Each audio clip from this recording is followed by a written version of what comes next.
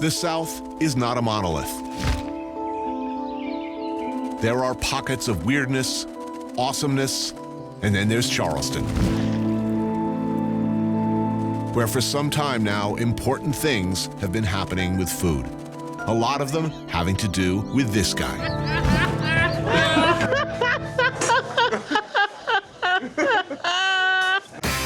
I took a walk through this beautiful world, felt the cool rain on my shoulder, found something good in this beautiful world.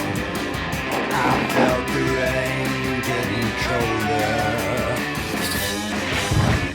Sha-la-la-la-la, sha-la-la-la-la-la, sha-la-la-la-la, sha-la-la-la-la-la.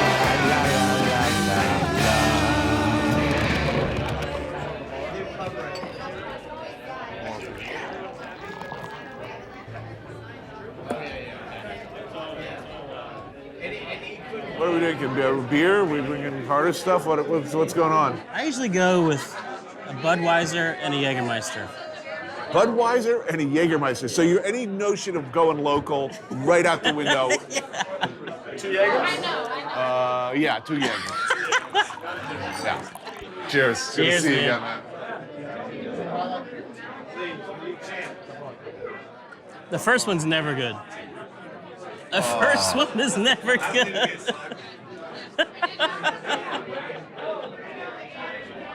But it gets easier after the first one. So look, this is not my first time to Charleston, as you know. I did do a show here before, and I'm still taking shit about it. Apparently, I really f***ed up the first time I came here because I made a number of errors. Apparently, none more egregious than going out for like doing an oyster roast and drinking champagne. I never heard of such a thing.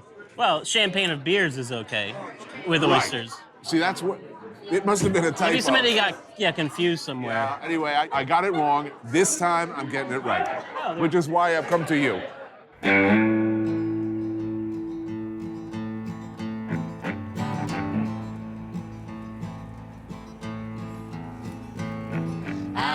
You could be forgiven for underestimating Sean Brock first time you meet him.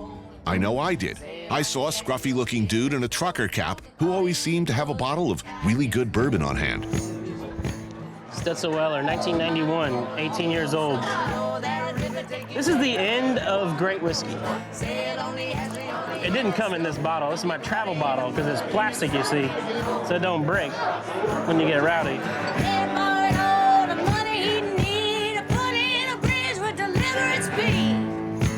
It took me a little time to discover the ferocious intellect, the inquiring nature, the uniquely focused and purposeful talent of the man. Without a doubt, one of America's most important chefs. A guy who's redefining what not just Southern cooking is, was, and can be, but American cooking as a whole.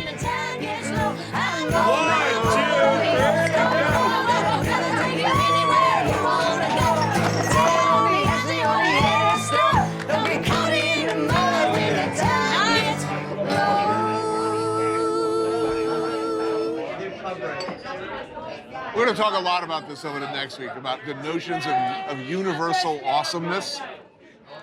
Is the Waffle House universally awesome? We have one choice for late night eating, and it's the Waffle House. And they create this environment where no matter how blitzed you are or how normal you are welcome and treated equally with an experience. It's not just like, eating a plate of food. You're talking about it like it's a magical spiritual place. No, it's beyond a magical spiritual place.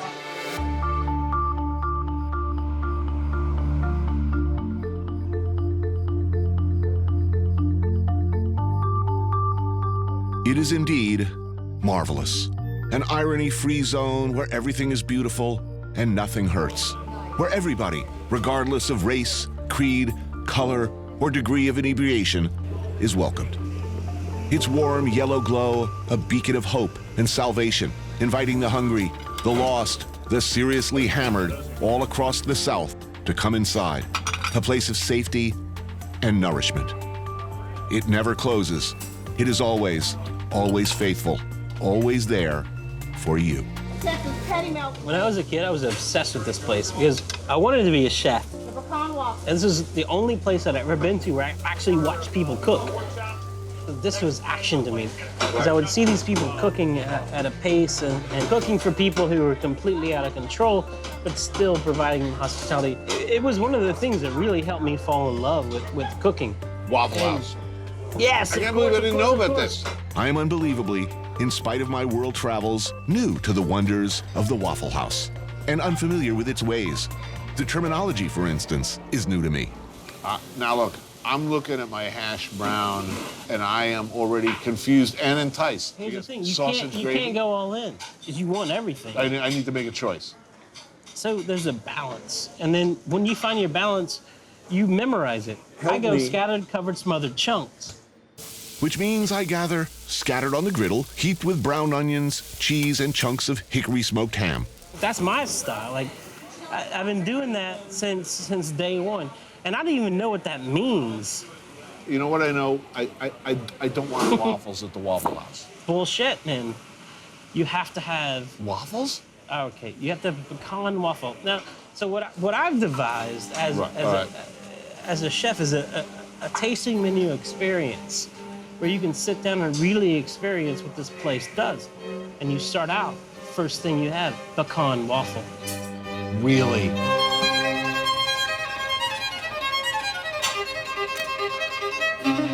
Right, gentlemen. Oh, the pecan waffle. You just crush it. You put you Just slather it. I want it to be swimming in syrup and homogenized vegetable oil. Oh, that's good. That's good. See, you don't come here expecting the French Laundry. You come here expecting something amazing. This is better than the French Laundry, man. And then, second course, patty melt, split.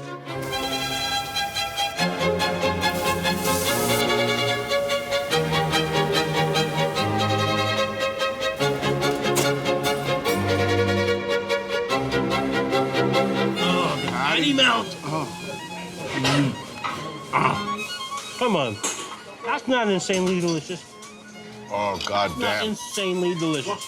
No meal is complete without sunny side up egg. Oh, yeah. And then a green salad with some Thousand Island dressing would be amazing. Would you rather have thin cut pork chops or T-bone? I would like both.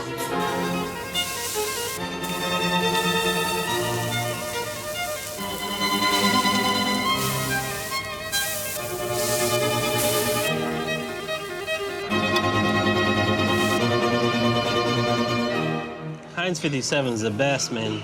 One of the more complex sauces in What the American repertoire. Really? You want to talk shit about it? This is sauce work. Trust me, this is gonna change your life. No, that's wrong, man. Come on. This was a brilliant human being who had a recipe. It was amazing. And they got a bad rap. You're talking about like Ronald McDonald. He had a good idea.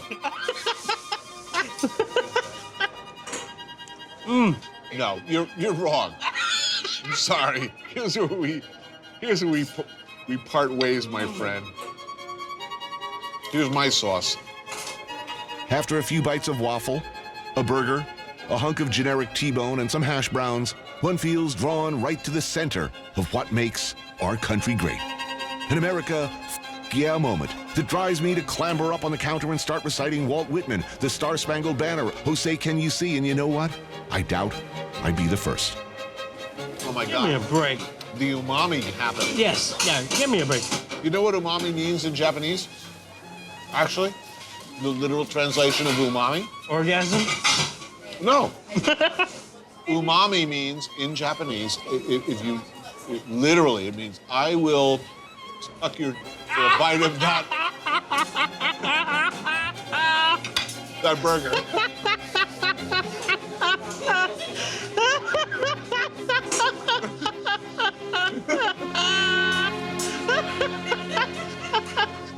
You bite the pork chop.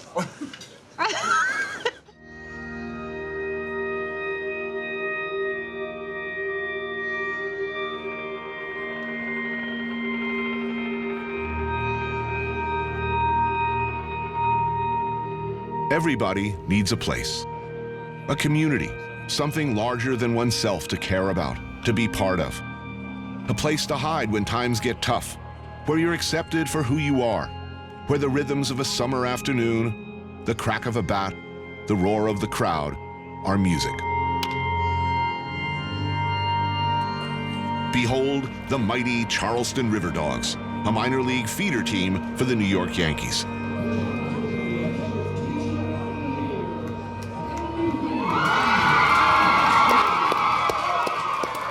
Meet one of the owners of the Charleston Riverdogs, Charleston resident Bill Murray. Just said I've had too many beers to drive. I'm gonna take shotgun. We're gonna see how fast he can go all the way around the outfield. Today, the Riverdogs are facing the evil forces of the dreaded Savannah Sand Gnats. Yow! That's gonna score a run, and that's gonna leave a mark. He's gonna hold him. Bad day for the Sand Gnats. You're hated! You're hated!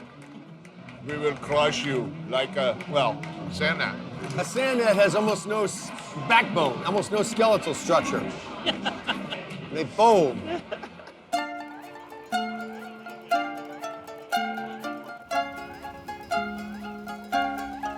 As difficult as it might have been to forego the joys of the bacon-wrapped foot-long corn dog known as the pig on a stick, we knew we'd be coming here. Husk, Sean's restaurant in downtown Charleston, one of two that have helped make the city a fine dining destination.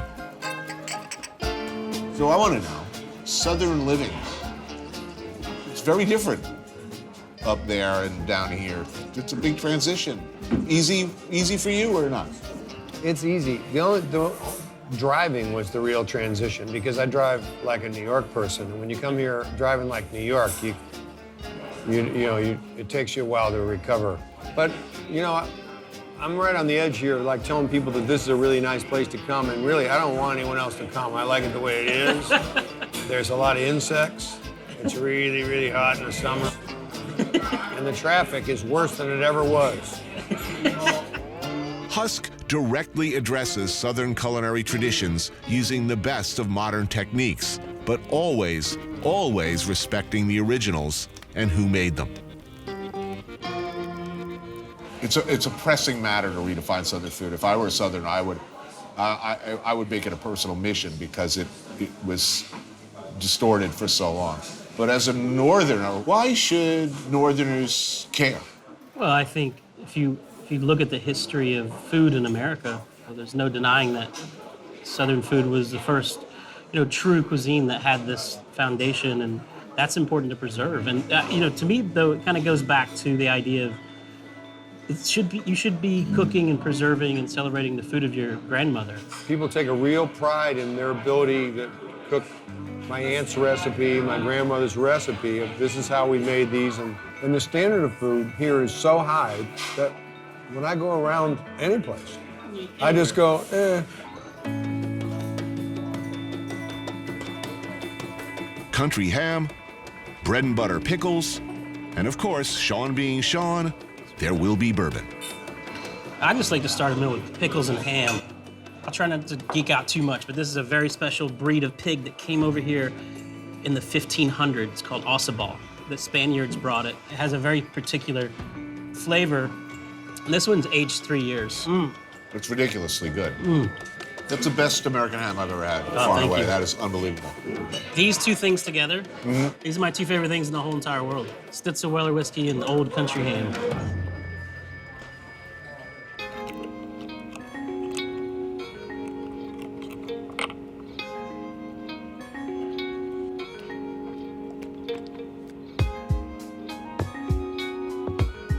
So this is an old dish that I dug up in one of those old books that I study. It's an old-fashioned oyster pie. Ooh. So just grab your spoon and just dig all the way down. The oysters are in the bottom. How old is this recipe? It was well documented in the 19th century pre-Civil War. That's good. Yes. Oh, God.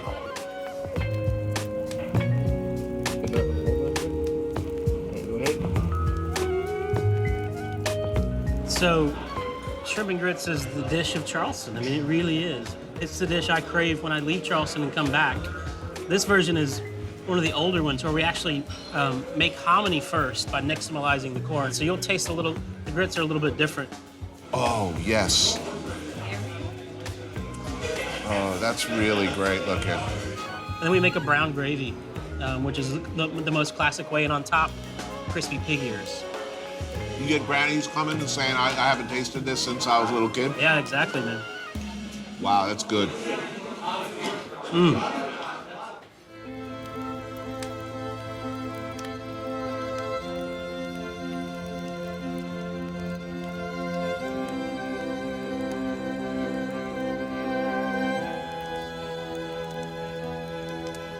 We were trying to replicate the emotion of that the Southern food provides you in a time where good ingredients weren't available. So we made up for tasteless ingredients by frying them or dumping butter on them. Right. Now we don't have to.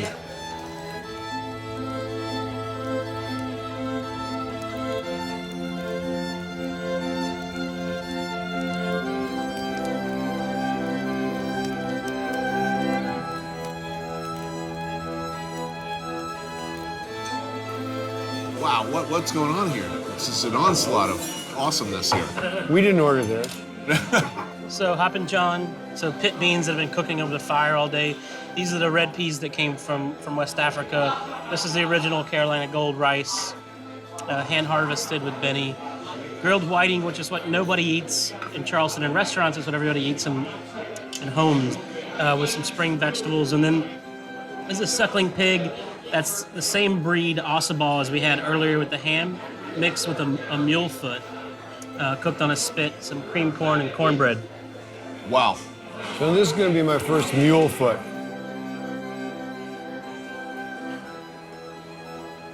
But this is like my favorite way to eat, you know, just family style, pass stuff around. The rice is amazing. It's amazing. Yeah.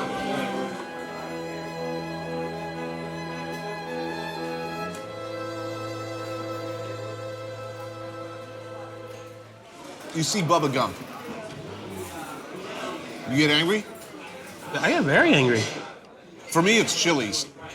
Because you see Chili's along the Mexican border. It's like, what the? I'm sorry, do we have a shortage of Mexicans in this party? There's like a shortage of good food, and you're eating at Chili's? I really want to like pull up the car, get a tire iron, and walk in and just straighten some people out. You know? Clean house, Roadhouse style. Roadhouse, vastly underrated film. You guys are both into Roadhouse? Such a great film. It's easy. What else do you need to know? You can deconstruct this film forever. The more you watch it, the more mysteries unfold. I've never seen anyone enjoy Roadhouse more than I do. What? My friend's wife, Kelly Lynch, plays the doctor that stitches up Heather Swayze in the movie. Yes. She's the romantic interest, right? The unattainable Yes. romantic interest. And I have, for the last, I don't know, probably about 25 years, called his home in the middle of the night and said, "You don't know me, but your wife's getting slammed up against the wall by Patrick Swayze. She's not putting up much of a fight." And then hang up. It is in many ways a perfect film. It's a whiskey talking.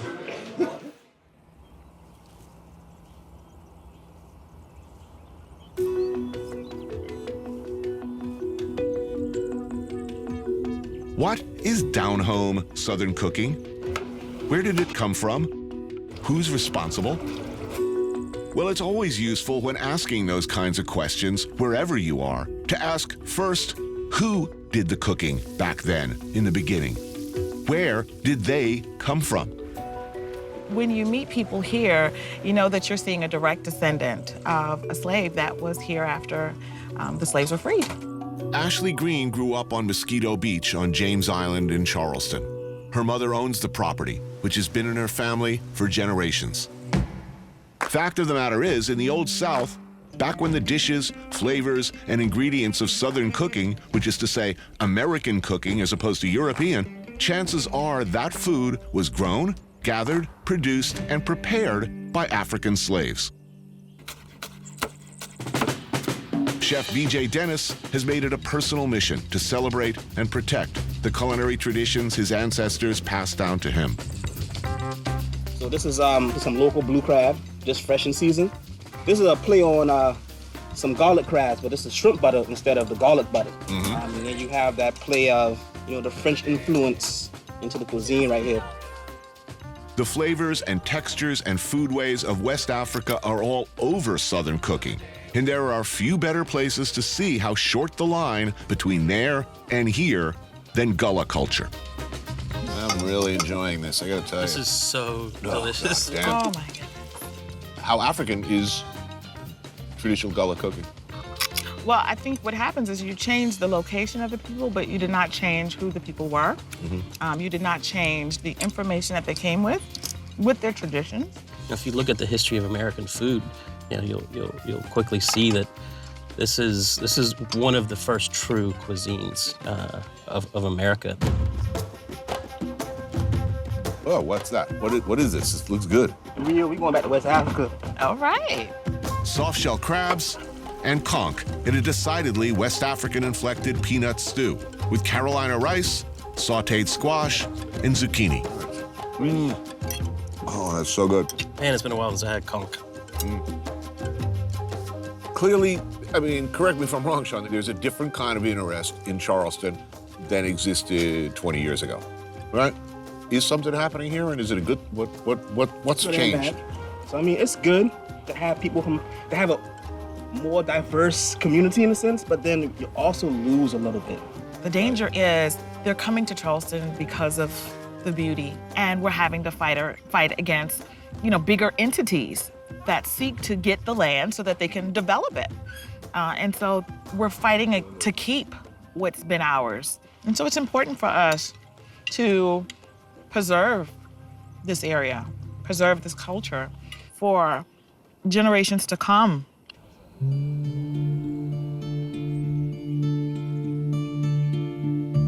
According to the U.S. government, almost 50% of all the children in this country fail to get their recommended daily allowance of vitamin. Fast food restaurants have discovered that we like our food heavily salted. Just add water and 2 of your own fresh eggs. Because of industry's innovations in farm chemicals and machinery. Taste it. How did it happen that we ended up with Southern food being the most sort of cruelly hijacked into this cartoonish parody of itself? Modern, clean, advanced, complete meat processing. I think it's a combination of 2 massive cultural influences that came together at the same time. The idea of industrialization came late to the South. When it hit, we got pellagra. The first nutrition laws in America were written in South Carolina because everybody moved into mill villages and immediately started eating processed food because they weren't growing their food anymore. The second thing that happened is there was a massive amount of expertise that was lost during the Civil War. A lot of the Southern revival, the whole turnaround, started with this guy, Glenn Roberts, a man who asked a simple question: how come grits aren't as good as they used to be? And by starting the heirloom grain company, Anson Mills decided to do something about it. So why do this? Why do something as unwanted, meaning nobody was particularly crying after, we need rice that used to taste like it did in 1837. We need grits, better grits. What called to you that you felt compelled to answer? I'm a cuisine whore.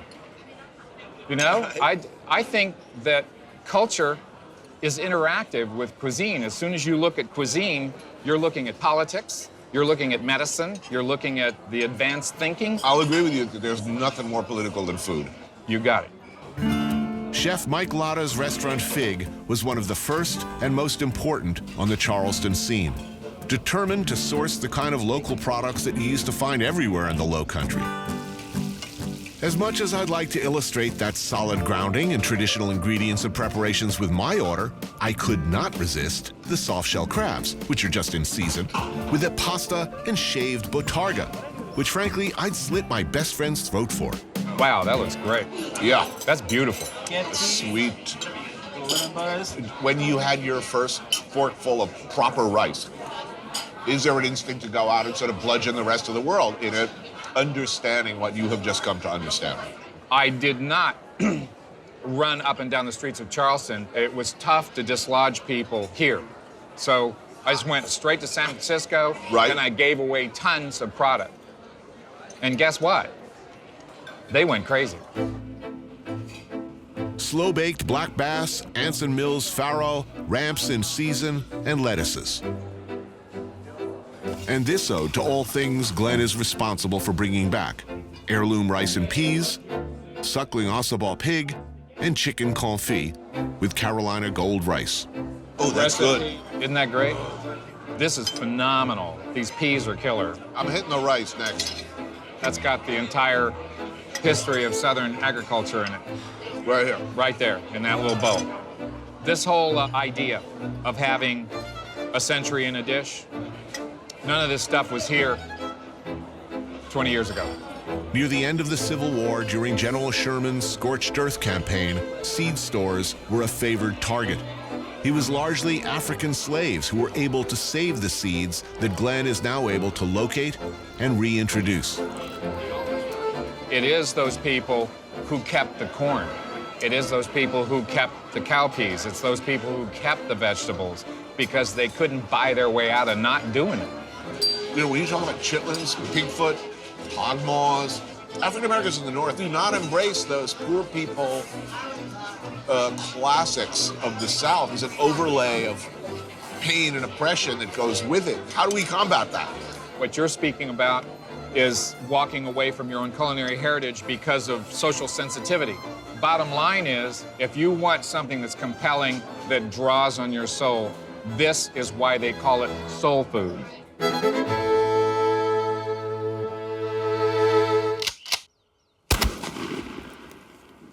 I need the finest in turkey-killing couture. I'm going to be ninja-like, and I want to look cool. Well, you know, camouflage is the standard go out wear in South Carolina, so. I'm bringing that look to New York. A cool, clear morning, and I do what any sensible Charlestonian would do on a day like this: look for turkeys to kill. So pants, need those. All right. You know, in South Carolina, our state bird is the mosquito. Right, so I want to be covered head to toe. Next thing, we need to get your face covered up. I'm going in a Waffle House wearing this. This is totally me. We do have some turkey vests. A turkey vest, yes. I've got to have it.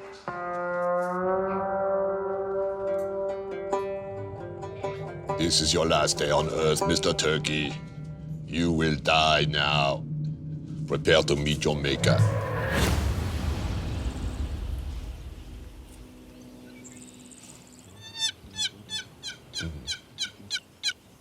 Here's the thing about hunting. The likelihood of me successfully shooting even the stupidest animal on camera are about the same as Donald Trump being gracious to anybody or Adam Sandler making a good movie. Basically, a magical unicorn is going to land in front of me and shower me with candy and Vicodins before I shoot a freaking turkey on camera. That shot you heard was me shooting a producer in the calf and telling him to hobble over to the Piggly Wiggly for a frozen gobbler before he bleeds out.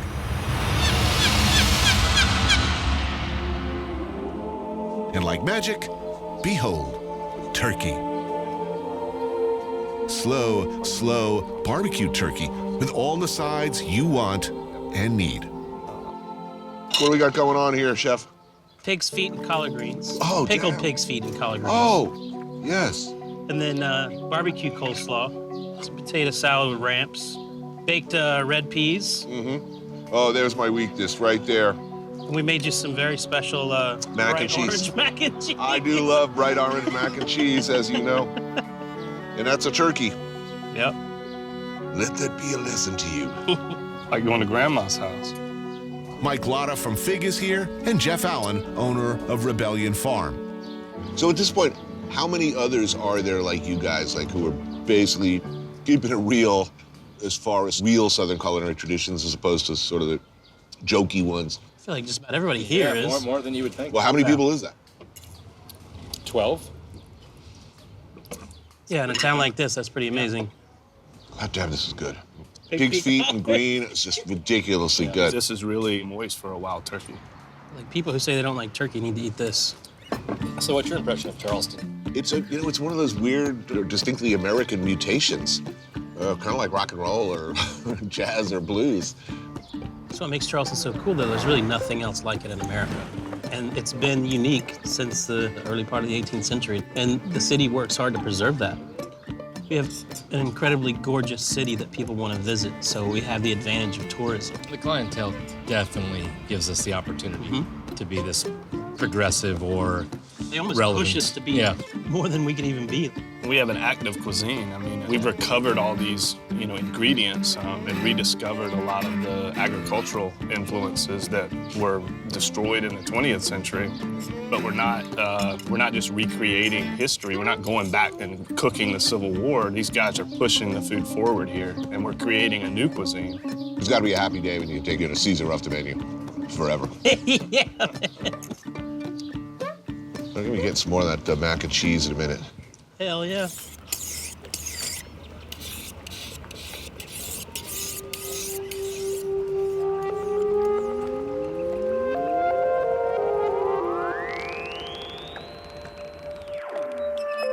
We're one of the last few hunters in the world. There's no store for us to go offshore to go and pick those fish up. We have to look for them. We have to go and sort of find the ones we're allowed to harvest. We are the last of the final frontier of hunters, to go in and to feed the world. And that's what we do.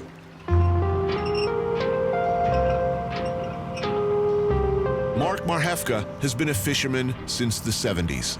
He takes an unusual and much-needed approach to catching fish. Instead of raking the sea of the same overfished, mindlessly popular species, he passionately promotes the just as good and usually better, less known and underutilized stuff. But one of the great things about the Lowcountry is the flavor of our waterways, and that wasn't being represented properly in all the restaurants. Then all of a sudden, I hear about this guy who has the most beautiful fish you've ever seen, but you got to go to the dock and get it. Frustrated by the conventional wisdom, by the mishandling of fish by other distributors, and the narrow range available on the market, he became his own dealer, starting Abundance Seafood, one of the country's first CSFs, or community-supported fisheries. He's changed the way people think about so-called trash fish. Look at how beautiful that is. Today's catch, triggerfish. Any market for these things? Oh my God. Yeah? Well, We can't go and keep it in-house enough. No, really? The crazy thing is, it's like, even 5 years ago, there wasn't a single one of these on the menu. Before we all knew Mark, everyone had the same crap on the menus: tuna, salmon, grouper, snapper, which is delicious stuff, but as we all know, we've overfished that. And Mark really taught all of us the beauty of stuff like this. Nice. This is a half-shell style, so you just leave the scale on, the skin on, Right. and just cook it one side up. It's sort of basting itself. Yeah. Makes like a cup. It's very Creole. Is there something out there that you're seeing that's still a hard sell that you wish people would One of the jump? hardest sells is amberjack. Amberjack, for sure. Amberjack. The Japanese love it. Yeah. Amberjack. Ooh, look at that. That is pretty. Smells good. Wow. Yum. Oh, man.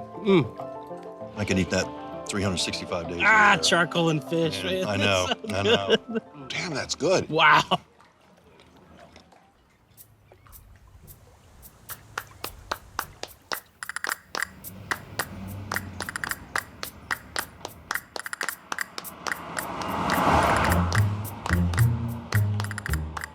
Everybody thinks there's all this great barbecue in the South. It's 99% terrible barbecue. And so to get real barbecue, you gotta drive. Way out in the weeds, off the main road, and good freaking luck if you could find it, is one of the most respected barbecue joints in the US of A. Run by one of the most respected old-school pitmasters. Ask a chef. Ask anybody who knows good barbecue, and they will tell you where to go. Here, a rundown-looking takeout about 2 hours drive out of Charleston in Hemingway, South Carolina. Now, how long have you been doing this? Since I was 11. Grew up doing this. Crazy. My family started in 1972, so I grew up running around this place. It's hard. It is. That's why no one does it, man. That's why there's nothing but bad barbecue. Because in my opinion, the only true way to make barbecue is the burn barrel and pits, and you gotta stay up all night. All night.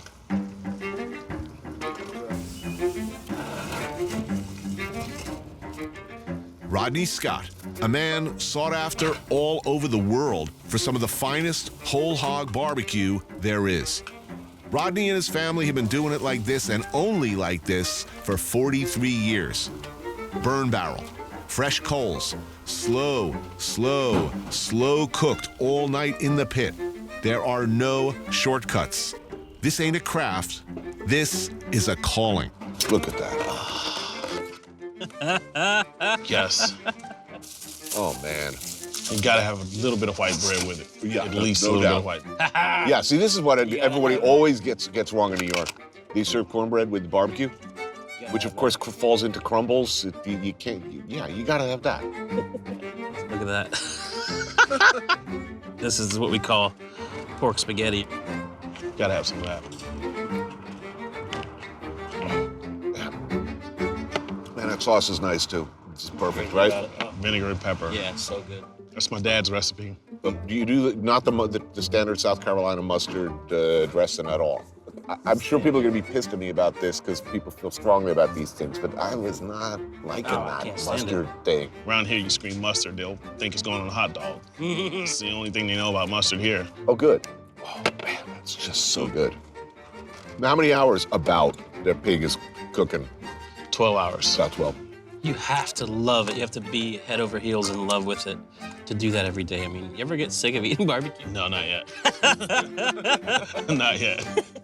So we're all gonna be rolling out of here with the Rodney Scott cologne on.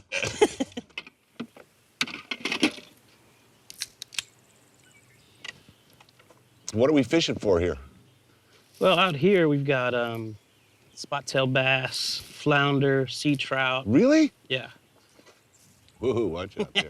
I got you. Yeah, and the way you fish here, the idea is just throw it out as far as you can, and then you just leave it. Oh, just leave it. Yep, that's the cool thing about fishing out here. Oh, good. So I don't have to be working. There's not so much skill involved. So how am I doing in the learning to be a redneck department? Not wearing shoes. You're looking good right now without shoes on and a fishing pole in your hand on a dock. That's pretty awesome.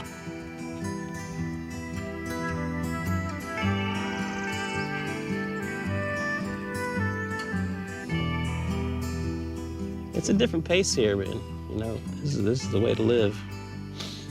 I do enjoy it. Love that Waffle House, man. I need a Waffle House. I'm trying to tell you, that was like a... I like your restaurant and all. I guess you're some kind of good chef, but that Waffle House, Man, I'm telling that you. is a phenomenon. It really is.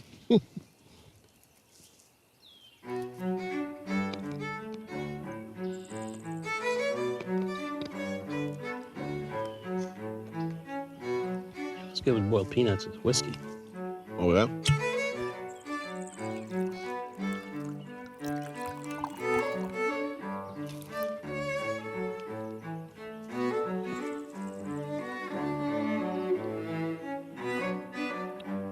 That's good. Oh, So that is good, nice. man. It's so good. How's visit to Charleston? Oh, it's been great. This is a special place. It really is. Well, it's very unique. It's been a lot of fun to watch the food scene here go from kind of what everybody else is doing and was doing to doing something very singular, very special. And when you got a tradition and when you have tradition and recipes and a story behind food like you have here, that's a really cool thing. Well, the thing is I'm still discovering stuff here. I've been here 12 years. Oh, that barbecue that Rodney gave us was sick, man. He is a force to be reckoned with, man. Like, you know, you talk about Europe, everybody travels hours to go to El Bulli or travels hours by car to go to Michel Bras. It's the same thing here. We just do it for barbecue. Got a hit? I don't know. Let's see. Yeah. You did. It bit right below the hook. Yeah. So that's an intelligent mother fish too. Big and intelligent. So just hook up under the bottom lip. Ouch. Oh. Open up, mother. Whoa, he's up my leg. Because that's anal-seeking bait. Where do you think you're going, buddy? It's like one of those vampire. It's like one of those anal-seeking those fish in the Amazon that swim up your caul. Yeah, nice try, buddy. It's quiet on the river this morning. Ain't nobody on the water but me. But the sun's coming on and it won't be long, but there's a little more weight coming in this creek. Up the line out in the water. Who doesn't want to end with this? The old fishing hole. Quality bourbon, no need for shoes. I think the crabs are down there just having a minnow buffet. In such circumstances, whether you actually catch any fish is completely beside the point. Oh, man, not bad for a Yankee. Good, man. Better than my last cast. Making noise with the alligator boys, 20 miles east of Goshen.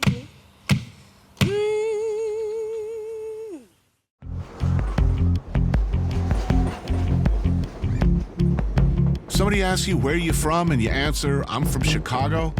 Nobody's gonna give you a patronizing response like, oh, Chicago's charming. Hey, Chicago! More likely it'll be, wow, Chicago, or oh, Chicago. They'll be impressed. Chicago's a town, a city that doesn't ever have to measure itself against any other city. Other places have to measure themselves against it. It's big, it's outgoing, it's tough, it's opinionated, and everybody's got a story.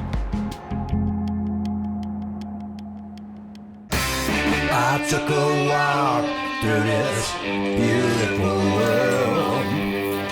Felt the cool rain on my shoulder. Found something good in this beautiful world. I felt the rain getting colder.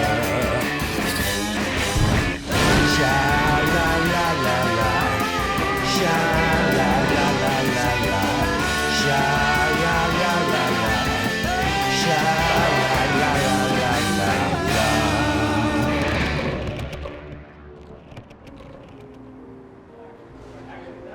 I have been coming to the ale house for over 20 years.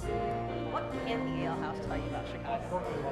My father did come in also I do a lot of crosswork. As late afternoon gives way to evening in Chicago's Old Town, it's time to drink. Though to be fair, almost any time is time for a drink at the Old Town Ale House.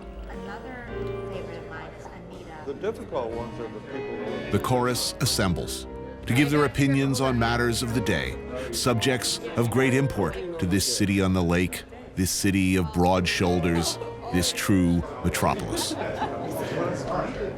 But there's no shortage of characters in here. You know, I've lost a couple really great ones. John Fox, the comic, died a few years ago. We just lost Reuben Four Toes, this 400-pound Mexican guy. We just called him Reuben.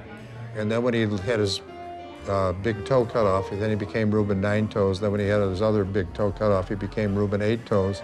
And then when he had his leg cut off, I changed it down to Reuben Four Toes.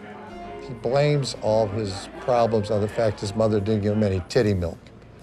I mean, these guys, there's nobody coming through the door to replace them. The Old Town Ale House opened in 1958.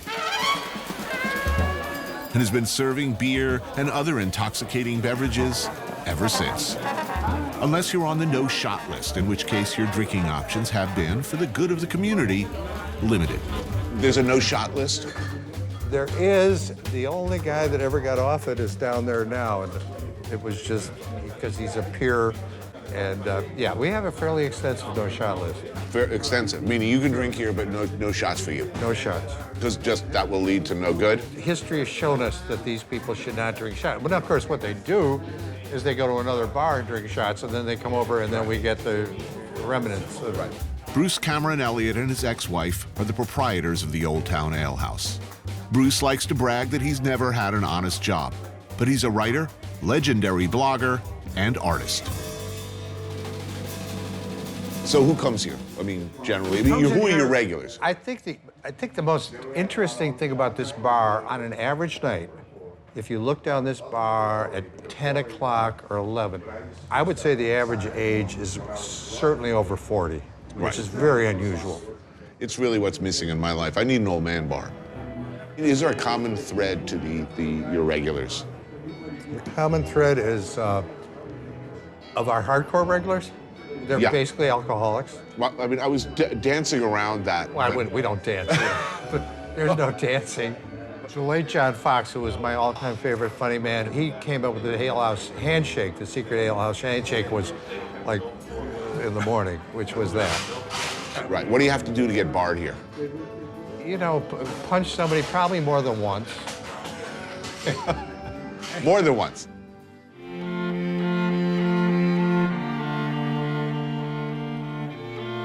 The walls of the bar are covered with his portraits of alehouse regulars, which he mostly paints in the basement next to the beer cooler. More notorious are his paintings of well-known political figures who have, for one reason or another, raised Bruce's ire. They are inevitably depicted in an unflattering, let's say, non-family-friendly light. Putin has been behaving very poorly, let me put it that way. I mean, but he also intrigues me. Plus, I also have the extra satisfaction of knowing he would not like what I'm going to do. And that's, you know, that gives you a lot of pleasure. There is no shortage of opinions at the alehouse bar, and Bruce's opinions and the scope of his work extends far beyond Chicago's borders.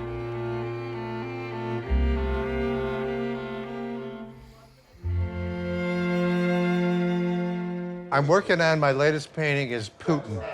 Oh, yeah. Say no more. I would like some advice, because I was thinking of the classic Catherine the Great, hoists, stallions, but there's ponies involved? I love ponies. Well, let me show you what I've come up with, simply because of the size constraints.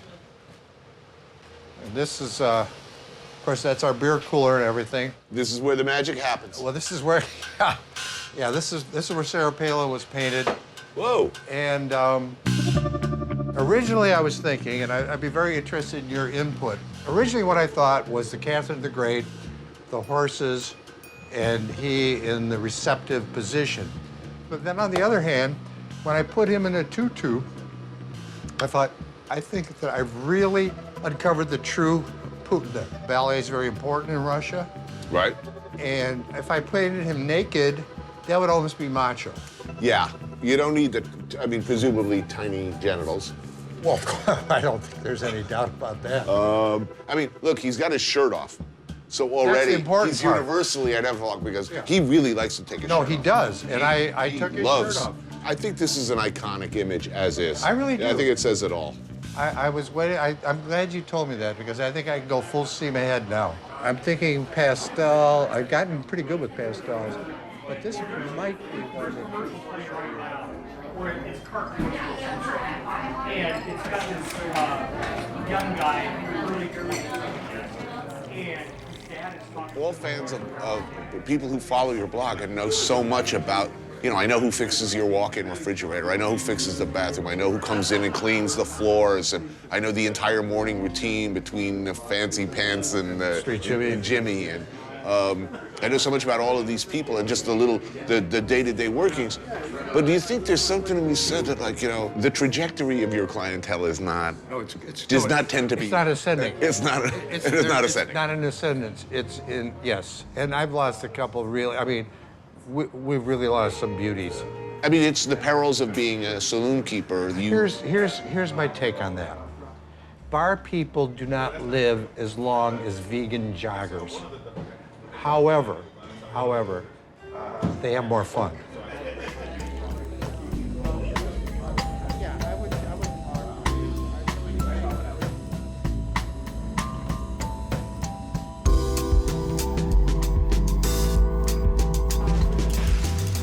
In a city of factions, of neighborhoods, black, white, north side, south, Cubs or White Sox, everybody at one point or another seems to agree on this place, Valois in Hyde Park. Got to grab your tray. That's part of the rule here.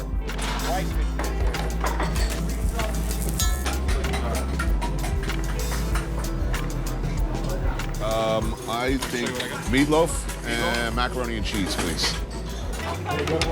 Thank you. Of the whitefish, the mashed potatoes, and corn. I'm very happy about this. Thanks.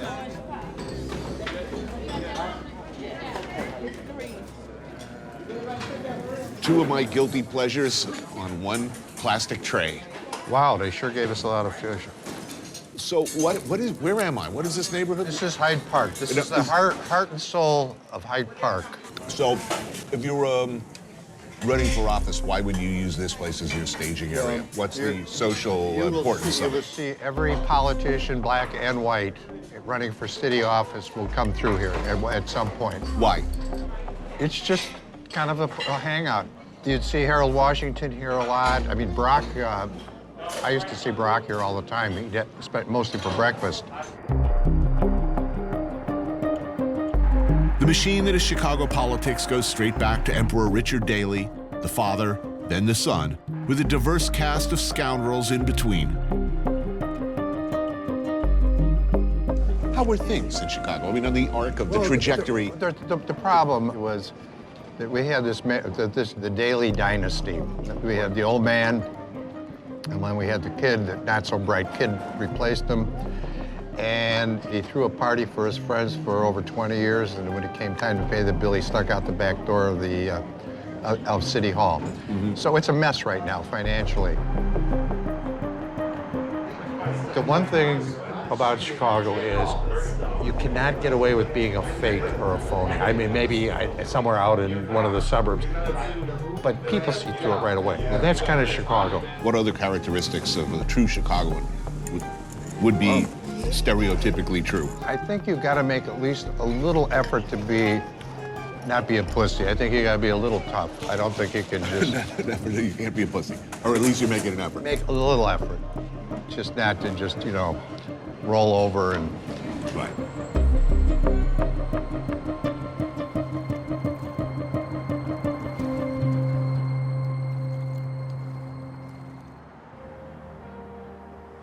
Down the bar, right? Some characters you can't write about. The drink? Coming to the ale house for over 20 years. I have multiple sclerosis, and I was leaving a rehearsal from a Red Orchid Theater, which is my theater company, which is around the corner. And I came here, I was really, really tired, and I was talking to Mitt, who's Matt in the blog, and maybe 3 or 4 other people at the end of the bar, and I just remember like falling on the floor.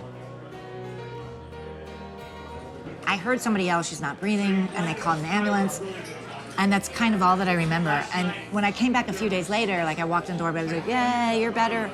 And then a couple of the regulars were like, that guy said that thing. And I was like, what did he say? He said, when you were on the floor foaming at the mouth, he said, they said I got really quiet, and he said, "I'll have what she's having."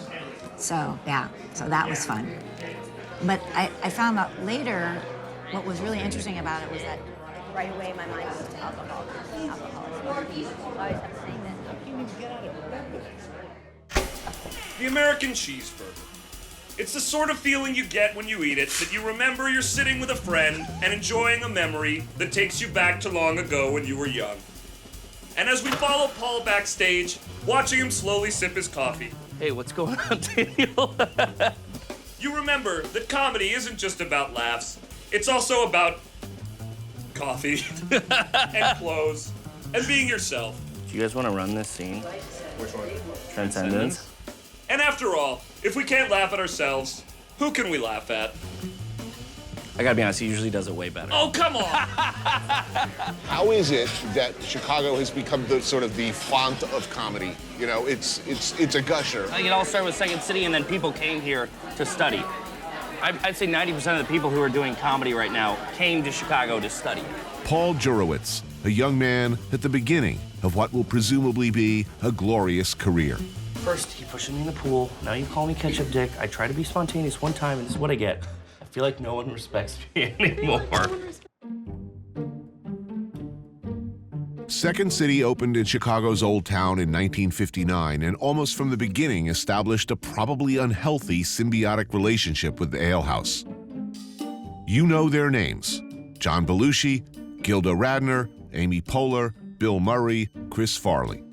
If you're funny in America, chances are you spent some formative years here, getting the shit hammered out of you, learning, one hopes, in the parlance of the trade, to kill. I tuck my undershirt into the underwear. Show them how many times you do at a show. Per show, probably 7 times. Gotta be a cannonball, you know, not like a bowl of jello out there. You know, where are Second City people coming from? All over? All over. Right. All walks of life, too. I mean, it is, lawyers, teachers with, servers. It's all classes. Well, look, service, that is a rich tradition. I mean, anytime you find anyone in the entertainment business, one presumes restaurant experience. Mm-hmm. I used to be a server. I used to be a cook. I was a sushi chef for a while. I used to be a Segway tour guide. I know too much about that. Segway tour guide? Yes. Wow, you better have a sense of humor. Paul and I discuss the perilous nature of a life in comedy over some drinks and food at Longman and Eagle, where, though the flannels and neckbeards are abundant, the food is excellent. Beef tartare, I like that. And who does not love roasted bone marrow? Tête de cochon with blue cheese and celery relish. The good Lord wants you to eat this. Really, he speaks to me all the time.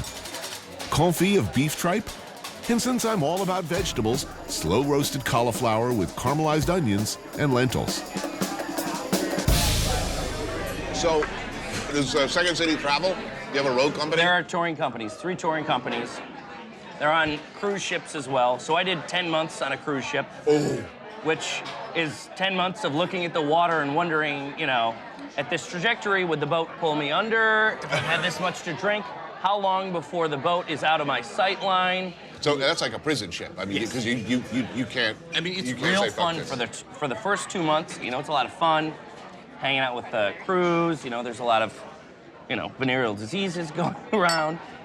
Right. And a lot of partying, and there's a bar every 2 feet.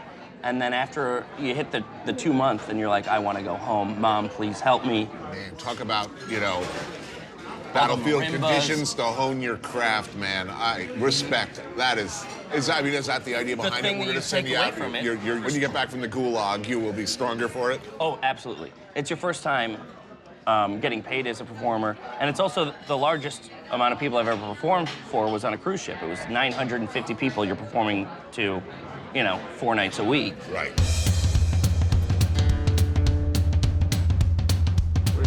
Places, Equan. How are things? Oh, good. Try putting the game on. The Patriots are playing the Redskins.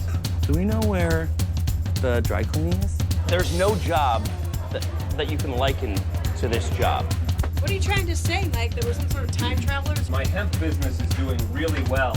I think I only had like 4 lines, right? Is it a kind of supportive? I mean, comedians are not famous for stand-ups specifically is more cutthroat. Why don't we all just calm down here, all right? I thought that would get a pop, or at least a reaction. It's too long. Does anybody know where my socks are? In the improv community, I think it's a lot more supportive because it's a group Did you sport. say community? Yes. Got your back. Got your back. Got your back. Got your back. Got your back. Got your back. Got your back. Got your back. So what if someone sucks? Improvise. What if they suck? Your job as an improviser is to make that person look amazing. That's how you know if you're a good improviser. This was the path of least resistance for me. It was something I fell into that I loved, that I just found out that I was relatively good at. And through a series of mishaps, I found myself in this position. Like, if you'd asked me 6 years ago if I would be on the main stage at Second City, there's no way I would have laughed. I would have laughed at you. So, if this is where it ends for me, I'd be happy.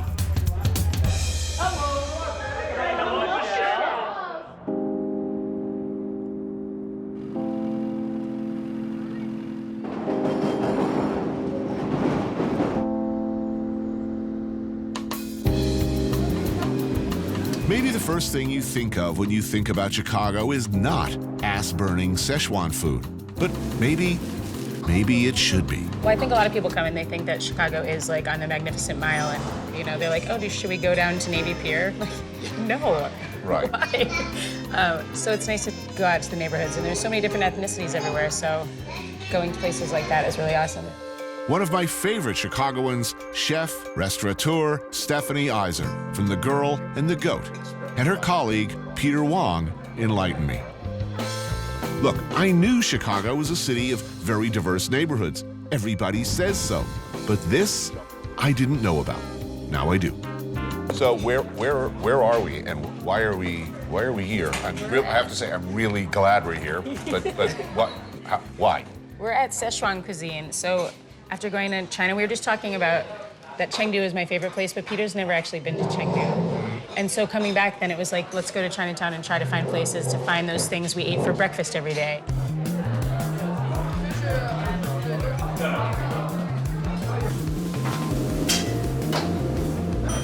Pork dumplings and chili oil. Start the fire. And it's You slippery. get what you got it. You know why the chopstick is thin? It's not thick and fat. You can just do this. I thought you're not supposed to do that. Peter, you're supposed to help me knowing what's faux pas. Yeah, so happy. One of my favorite dishes in the world, anywhere, mapo tofu. Yes, a tofu dish, stippled heavily with pork and a burny, numbing 9.5-week style exercise in sadomasochism that will start you thinking some deeply disturbing thoughts. Do you know mapo tofu? Is it because it looks like spotted grandmother, or did spotted pockmarked grandmother create the dish? Both. Both. Yes. Right? My mouth's a little on fire right now, so I think the rice came at the right time. Yes. Sounds like we are suffering, but actually it's delicious. Yeah, Anthony, try some of this. This is my favorite. The specialty of the house, fish hot pot. Nice. All right, here goes. I scraped off some peppers. You're going for the best piece, huh? Yeah. It burns so good. I can pretty much eat this every day.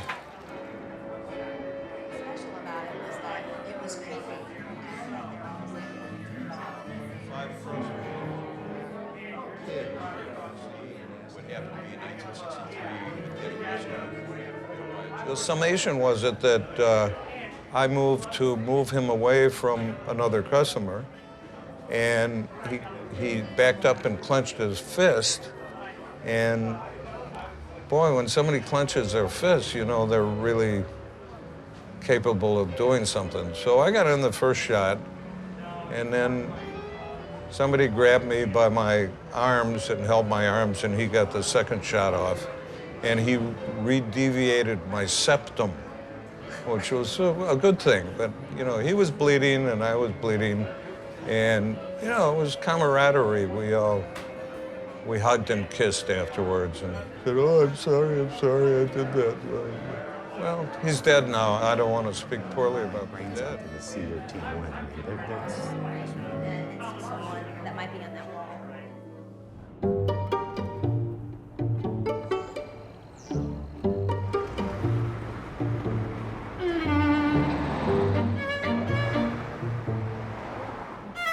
We always lived in the hood. you would hear gunshots in the distance. You would get to know about gangs. You would see the graffiti. The people who you were growing up with, playing with, wouldn't be there anymore. And it's like, oh, what happened to such and such? It's like, oh, he's dead. He was in a gang, or he got killed in a drive-by, or he got shot in a such and such. Hip-hop artist extraordinaire Lupe Fiasco grew up on the south and west sides of Chicago. But inside, his home was always an island of sanity, a supportive, creative environment. Well, what was different about your family? My mother and my father were very intelligent and politically oriented and active. So it you know, I got book smart and street smart, you know. Floyd Webb is an old family friend. This is Lupe's mom, Shirley.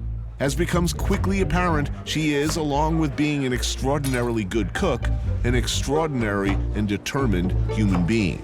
Man, this is so outrageously delicious. Wow. The whole time we're eating, by the way, people are moving in and out of Shirley's small apartment, the place clearly a hub for a tightly knit community of friends and family. So what age were you when you came to Chicago? I was 13. The worst thing that my family could have ever done was left the South, was left Mississippi. They should have stayed. But this was the land of opportunity here in Detroit and the great cities of the North. Then we were never hungry down in Mississippi. We got here, depending on welfare, whatever, and they became alcoholics, abusive to the children and wives, and the children came out in the streets, and just everybody lost control, and now it's... What was Chicago like when you arrived? It wasn't as violent. You know, the neighborhoods were communities, no vacant lots. There were families all over, kids in the street. You could go outside and play and not worry about your children. And somewhere in the late 70s, early 80s, it started to change and become more violent. On July 4th, 2 young men gunned down at a Chicago strip mall. 50% certain. 9 people shot to death and at least 60 others wounded. However much you might love Chicago, want to celebrate its general awesomeness, its character, its architecture, its food, there's no getting away from the ugly fact that Chicago's South Side is also currently the murder capital of America. Why do you think people are killing each other in such large numbers in Chicago and not in New York? Let's be clear, it's only a few spots. This is the whole city. Yeah, it's the whole city. It's not the whole city. Chirac, to be honest, Chirac is Inglewood. Right. Hey, look, it's a pretty staggering body count. The sad part is that it's been like this, right? And the only reason this story now is because white people looking at it. And it's like, oh, that's terrible. It's like, man, it's been like this for 30 years. How come it wasn't terrible 30 years ago when you probably actually could have did something about it? Does a hip-hop artist have any obligation, really, to speak about anything positive or even smarter than cars, girls, or where's my money? I guess it depends on where you come from. And then, do you feel an obligation to where you came from? A lot of people in the hood won't take me serious. You know, they don't take Chuck D serious because at least you take somebody who's rapping about crack and rapping about dope. That is actual thing that they can go get and sell and make money that day if they wanted to. You can't preach to them Black Panther Party or you know, Marcus Garvey or this, because they can't go out and get it and actually sell it and monetize it and make some money off of it. Right. Despite an appalling murder rate, questionable leadership, Chicagoans aren't going anywhere anytime soon. The Southern people, we brought our spirit here. So Chicago had like a warm spirit and, you know, loving spirit. It's a beautiful place. It's a genuinely beautiful place. Where you have to redefine what beauty is to you when you go to different neighborhoods, and it's really bad. But even in that, there's still a beauty in the people. And then just from a cultural front, you know, we got everything here. You know, we got, if you want capoeira, we got capoeira. You want avant-garde jazz, we got avant-garde jazz. Yeah, you want house music, we got that too. You want just straight finance, and you want to just be a stock market baron, we got that too. You know, you want some of the best food that you'll ever find, we got that too. So we're crossroads, and we picked up a lot of little DNA and things from different places on all fronts.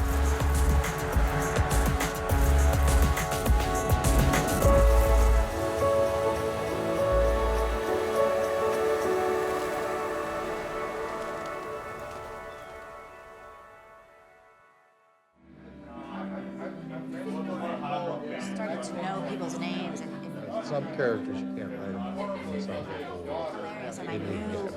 I've always, my whole life, had a lot of difficulty with these fire plug type guys. And he started looking like he was going to start punching Street Jimmy, who's a guy that hangs around on the street and comes in here. And I said something to him, and he made a move.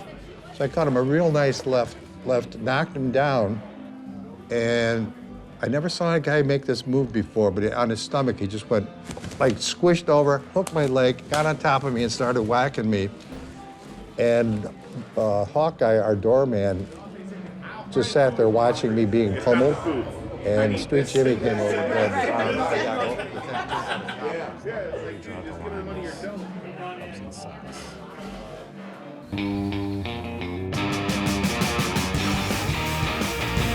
Making a living hasn't really been what it's been about ever in Chicago. Keeping the ball in the air is what it's about. Just making sure that things keep going, remain viable and sustainable. Nobody's too concerned about making a killing or becoming a star. Everybody just wants to keep doing it. Is that a uniquely Chicago attitude? I flatter myself by thinking that people in Chicago care more about what they're doing than what they're getting paid to do it. One of the things people have always loved about Chicago, of course, is the music. And if one guy has defined rock and roll and punk sounds for the last 3 decades, well, this guy, Steve Albini, would have to be a powerful candidate. Member of the legendary Chicago punk band Big Black and one of the most important producers of underground rock, Albini produced some of the most influential music of the last 25 years. The Pixies, Slint, Nirvana, PJ Harvey, to name a few. He takes me to one of his favorite Chicago spots, Riccobenni's, to sample the particularly unholy delights of the breaded, fried steak sandwich. This thing is... This is half a sandwich, bear in mind. That's like 4 pounds. Yeah. Wow. We're gonna need a boatload of napkins. There's no delicate way to eat this. You just hoist and go. The time out of the fryer is also critical. These are still crispy on the outside. This is precisely the way the sandwich was meant to be eaten. Yeah, that is a thing of beauty and tasty. Mm-hmm. So you have remarkably unusual for the music industry, remarkably lenient views on music sharing. Your pricing structure as a producer is somewhat against the grain of the usual business model. And you were not living in LA or New York, living on a mountaintop, peeing on the, peeing downwards from a great height. What are you, some kind of a communist? Well, I mean, I have a healthy suspicion of capitalism as a method. I feel like, left unchecked, capitalism is a kind of cultural sociopathy. Like, for a business to be successful in capitalist terms, it has to do the best possible job of exploiting everyone that it does interaction with. Mm-hmm. The end game of capitalism is that everything is crappier and crappier and people are more and more exploited, and I have a healthy suspicion of that. So I feel like the social model that I'm comfortable with, it suits my business practices, which is that we're all in the same game. We're all trying to do the same thing. We just want to make sure that things get better for everybody. Is that a Chicago attitude, do you think? Well, in my circles it is, yeah. In the punk rock scene and the people who are influenced by the punk rock scene, that's a very common notion, is that you're not trying to extract the maximum, you're trying to make sure that everything carries on. Is there less douchery in Chicago? You can find jag-offs. That's a uniquely Chicago word. Jag-off. Oh, I love it. It's been so long since I've heard it. If you look for them, you can find jag-offs of all type in Chicago. But the people who are, Thank you so much. You're welcome. Productive and content and part of an enterprise that is, righteous, for lack of a better term. Right. They tend to not just give lip service to the notion of egalitarianism or fairness, but they tend to embody it. What about the musicians? I mean, how much money does a guitar hero deserve to make? Well, all of it, obviously, because that's what people are listening to. People are listening to somebody's creative expression.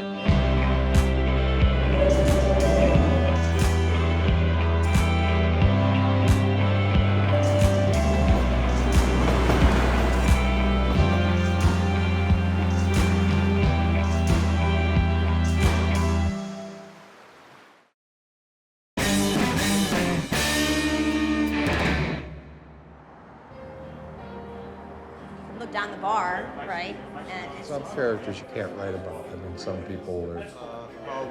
The drink? Around here, nicknames have a sick habit of kind of sticking to you like glue. You don't just dodge them, you just live with it.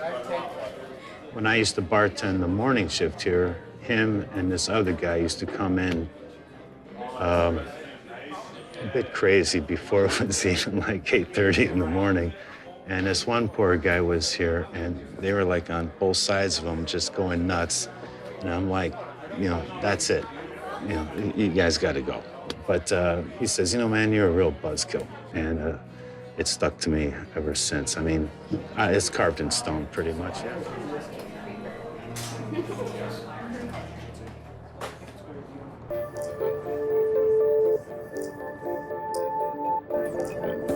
Chicago is famously a sports town.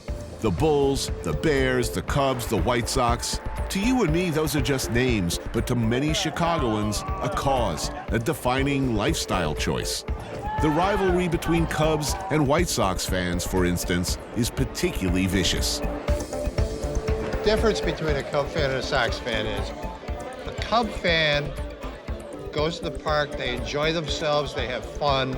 The team wins, that's okay. If they lose, it's no big deal. The Sox fan will turn on their team on a dime if they're not good, if they don't play well, if they don't hustle. But a perfect day for a Sox fan is the Sox to win, the Cubs to lose, and then the Cubs plane crashes. So to what do you attribute this quality of deep, bordering on murderous hatred? The hatred is basically from the South Side. Of course it is. I mean, they hate us like you have no idea. We don't have that vicious intent to them. Why the viciousness and hatred? All right, but to be around Cub fans is to hate them. All right, let's go, Cubbies.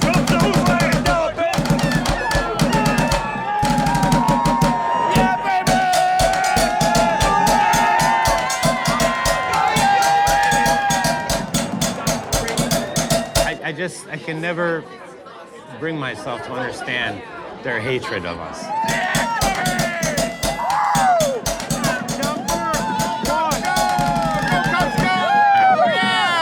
So they're cursed. Their historic destiny is to be losers. And like they say, any team can have a bad century.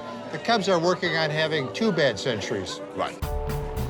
Topo Gigio is a massive Italian-American joint in the Old Town that serves up much better than you'd think old-school stuff like scallops and pesto cream sauce for Bruce here and squid ink pasta with shrimp for Buzzkill. My veal saltimbocca is most excellent, and the long, festering dispute across from me only makes my food taste better. Is Bruce's attitude atypical or typical? It's extremely... Or is he a relative moderate? It's extremely typical. I mean, he is sitting at the same table with a Cubs fan. Well, yes. No. I drink with Cub fans. I've even had sex with Cub fans. I mean, no. Well, truth be told, the last time the Sox won it in 05... Not that long ago, really. For Christ's sakes, you won one. This century. I've been on this planet. How about this century? We've already won one. I've been on this planet for 55 years. You've won one. You know what? You guys are worse than Notre Dame fans. I wouldn't mind winning every 25 years. You cling on to that. I mean, look, Chicago's a great city. Yes, it is. It deserves to win, right? I mean... The thing is about Chicago sports fans, we got to see the greatest basketball player that ever lived. We were athlete that ever lived. In our prime, we got to see this. Right. So now we're now holding things up to a higher standard of excellence. Right. Now here's where the Cub fans and Sox fans join forces to watch the Bear game. Right. That's something we can all agree on. You both hate the Bears. No. We love them. I love the Bears. We just want Virginia to just cash in their chips and just go away. So let's say the the stars align perfectly for Chicago, in your view. What does the sports picture look like? Who wins, who loses, what happens? First of all, there'd have to be some funerals. There'd have to be funerals? Several. Who would have to die? I would say the owner of the Bears, and then... Do you agree with this? Yeah, and if more or less. We hate owners. Yeah, we all are united in the hatred of the owners. Well, wish you both luck.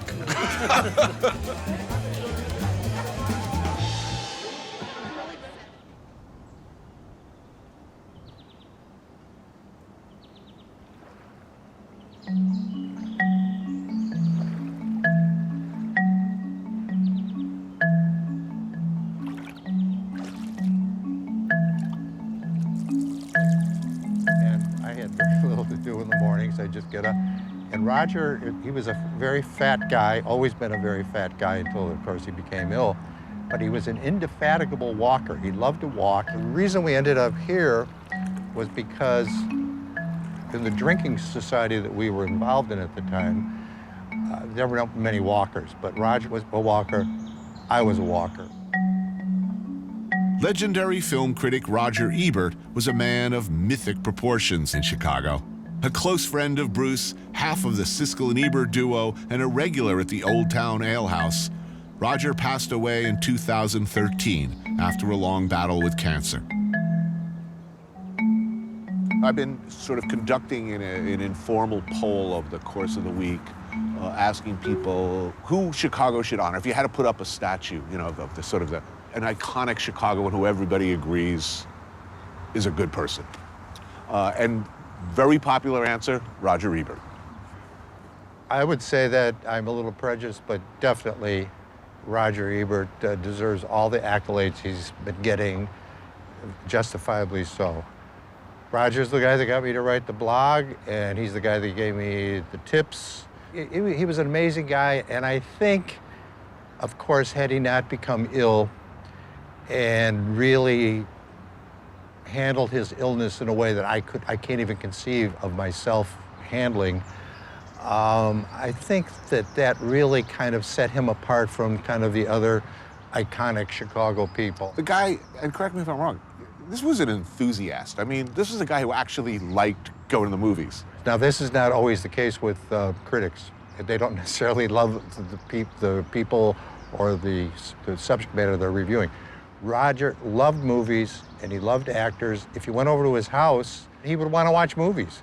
Siskel and Ebert, classic, you know, that is an iconic relationship. They didn't seem to like each other. They hated each other. They hated each other. Yes, I mean, they understood what they had, but a lot of people think Siskel was the alpha. Mm-hmm. He was not. Roger had two things over Siskel. He was a much better writer, and he was much better read. So Roger lived principally in Chicago? Oh, yes. And he had, believe me, he had plenty of opportunities to leave. I mean, he was offered some serious dough to go to New York and go to L.A. Why did he go? In Chicago, favors are worth more than money and loyalty. In Chicago, this is very important stuff. Roger is one of the most loyal people. He was loyal to his friends, to his family. Right. And I don't have any problem understanding why he decided to stay here.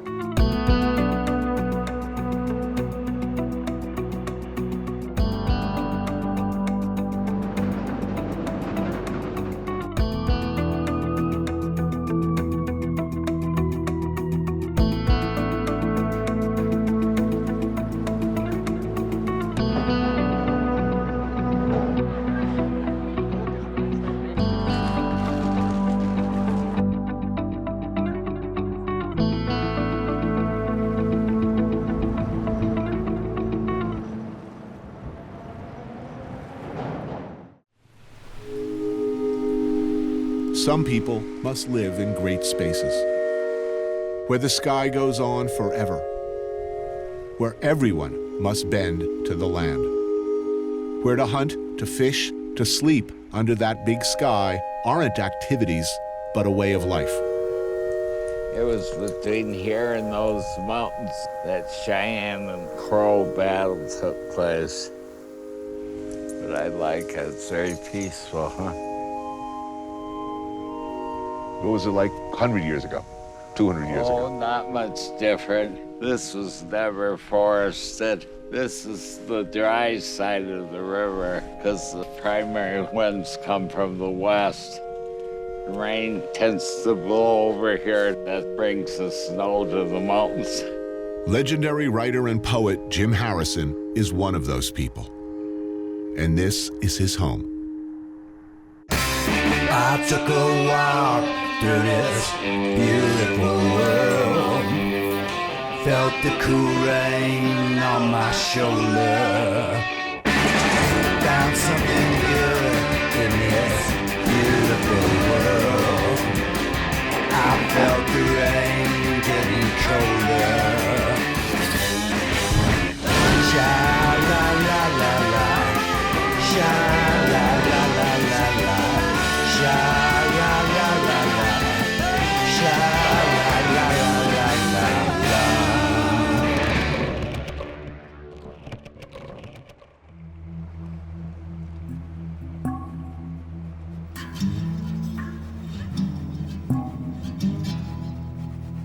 Am I as old as I am? Maybe not. Time is a mystery that could tip us upside down. Yesterday I was 7 in the woods. A bandage covered my blind eye. 68 years later, I could still inhabit that boy's body without thinking of the time in between. It is the burden of life to be many ages without seeing the end of time.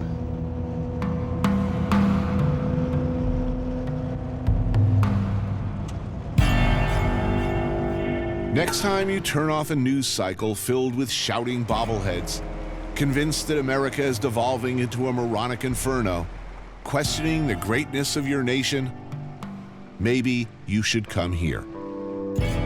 Here are your Purple Mountains' majesty. This is the landscape that generations of dreamers, despots, adventurers, explorers, crackpots, and heroes fought and died for. It's one of the most beautiful places on Earth. There is no place like it. Montana. Many have come to claim their peace over the years, but before the prospectors and explorers, there were the Plains Indians. The Absaraka have been master horsemen since they adopted Spanish-introduced Mustangs in the 18th century. General Blackjack Pershing, he called the Native Americans the centaurs of the plains. Better known as the Crow, they were once part of the larger Hidatsa tribe.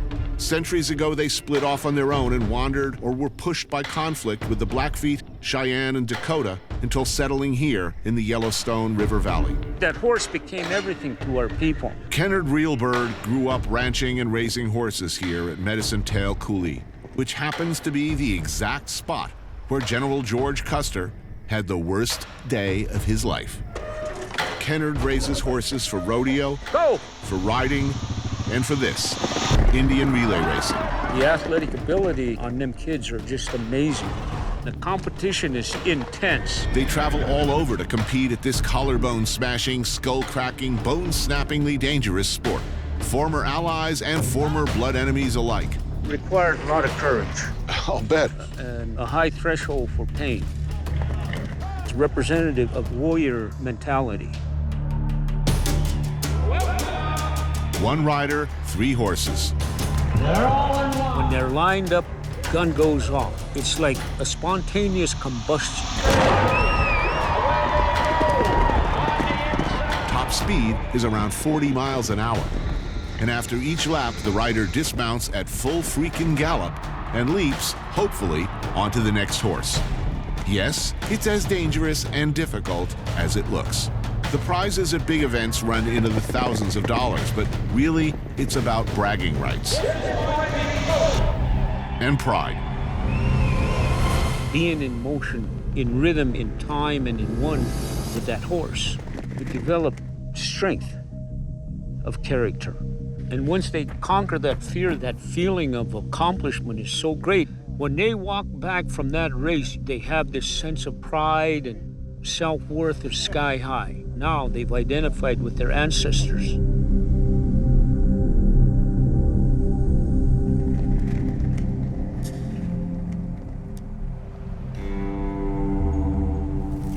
Ken's wife, Diane, has prepared a lunch of buffalo steaks, potato salad, fry bread, and Indian pudding made of Juneberry stewed with flour and sugar. When I looked at my ancestors, they didn't have diabetes, they didn't have much cancer. They were very strong, durable people. And I said, well, I'm going to start eating nothing but buffalo. Over the course of your life, how much has this area changed? Quite a bit. We went and picked up a four-wheeler last Sunday, be the first four-wheeler on the place. Given those changes, what are the Crow people going to be doing in 20 years, 30 years? The horse going to play an important part in the culture still? I think so, yeah, because what's a place going to be like without horses? I wouldn't want to be there.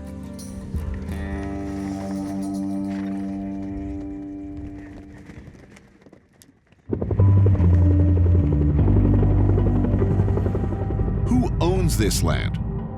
Can anyone really own it? Who gets to use it?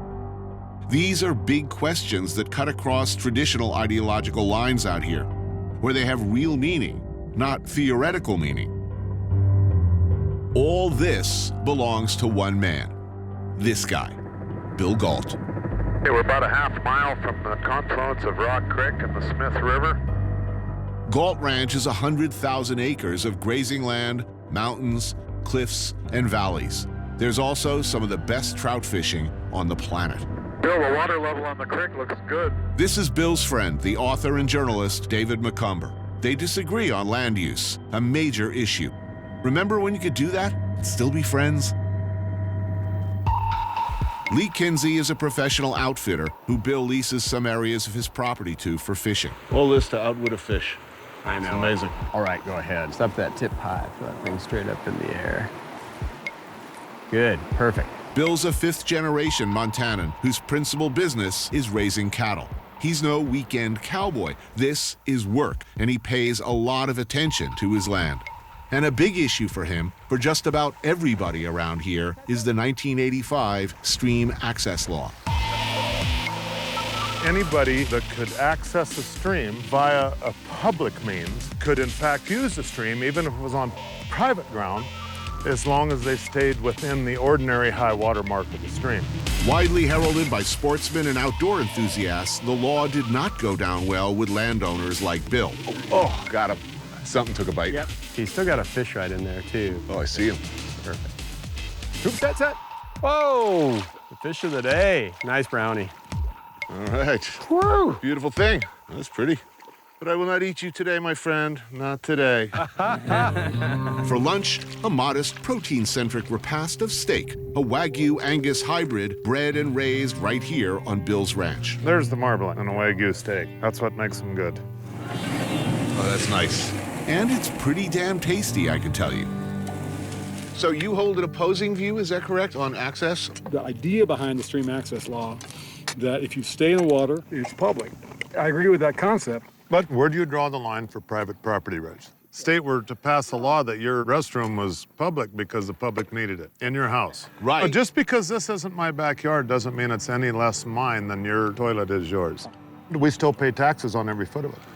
I'm an old school lefty, but I gotta say, I kind of completely understand the property owner's point of view here. There'd be no ambiguity in my feeling if I'd inherited this land, it had been in my family for generations, and I looked around at it and wanted to keep it like it is.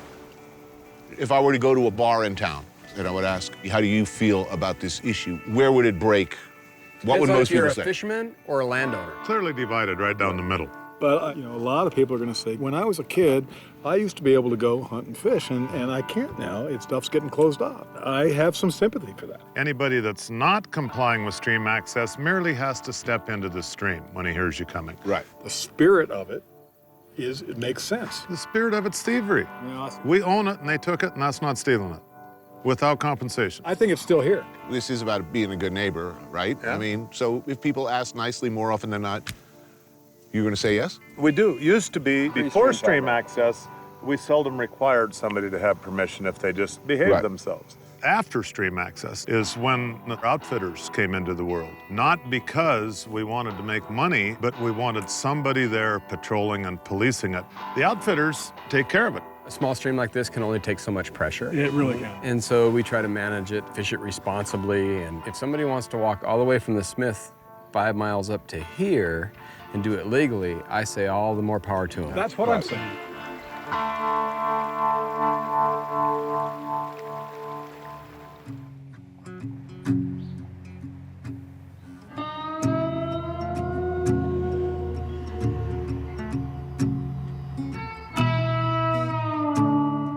At first look, you'd think this is the worst place on earth. A ravaged, toxic, God-forsaken hill, threatened from above, riddled with darkness below. But you'd be wrong. Butte, Montana. It is in fact heartbreakingly, poignantly beautiful.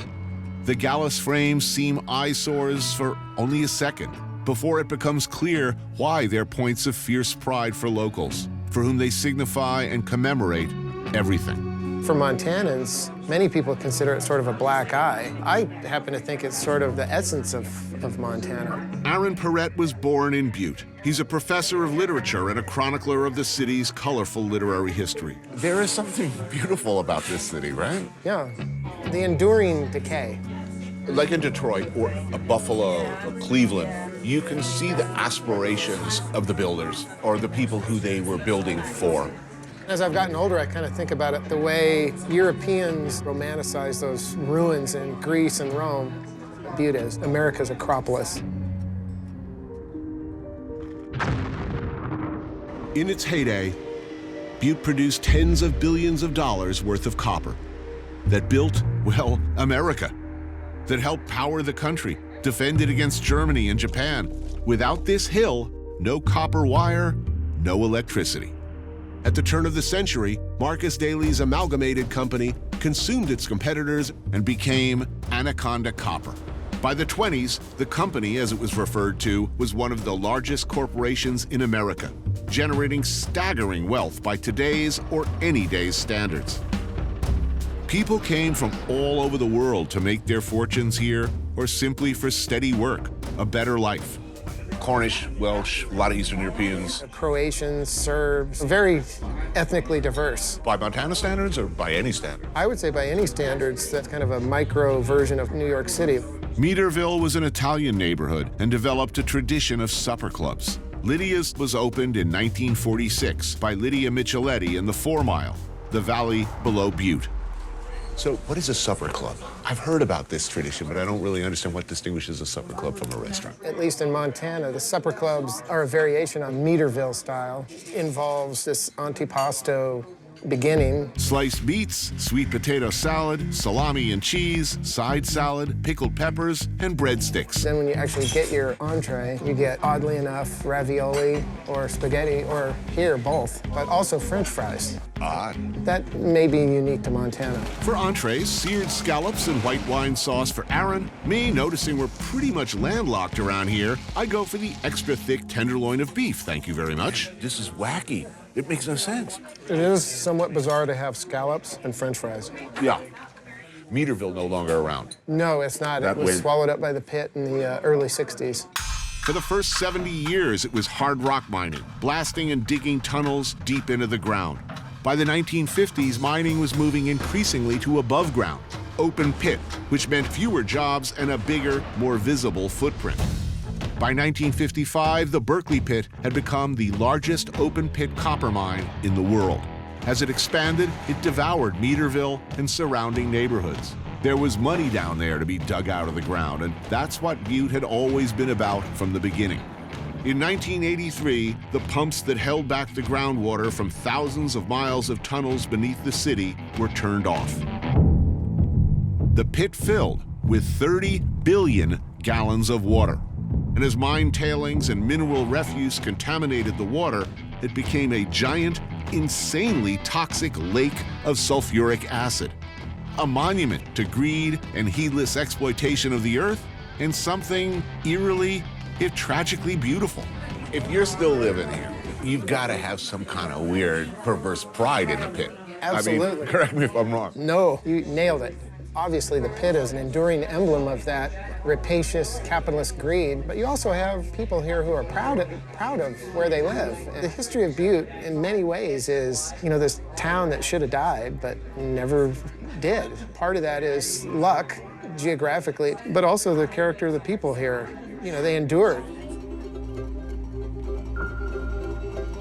As you might have gathered by now, this is a working-class town, and unusual in that it's a union town, a proudly union town in an otherwise very red state.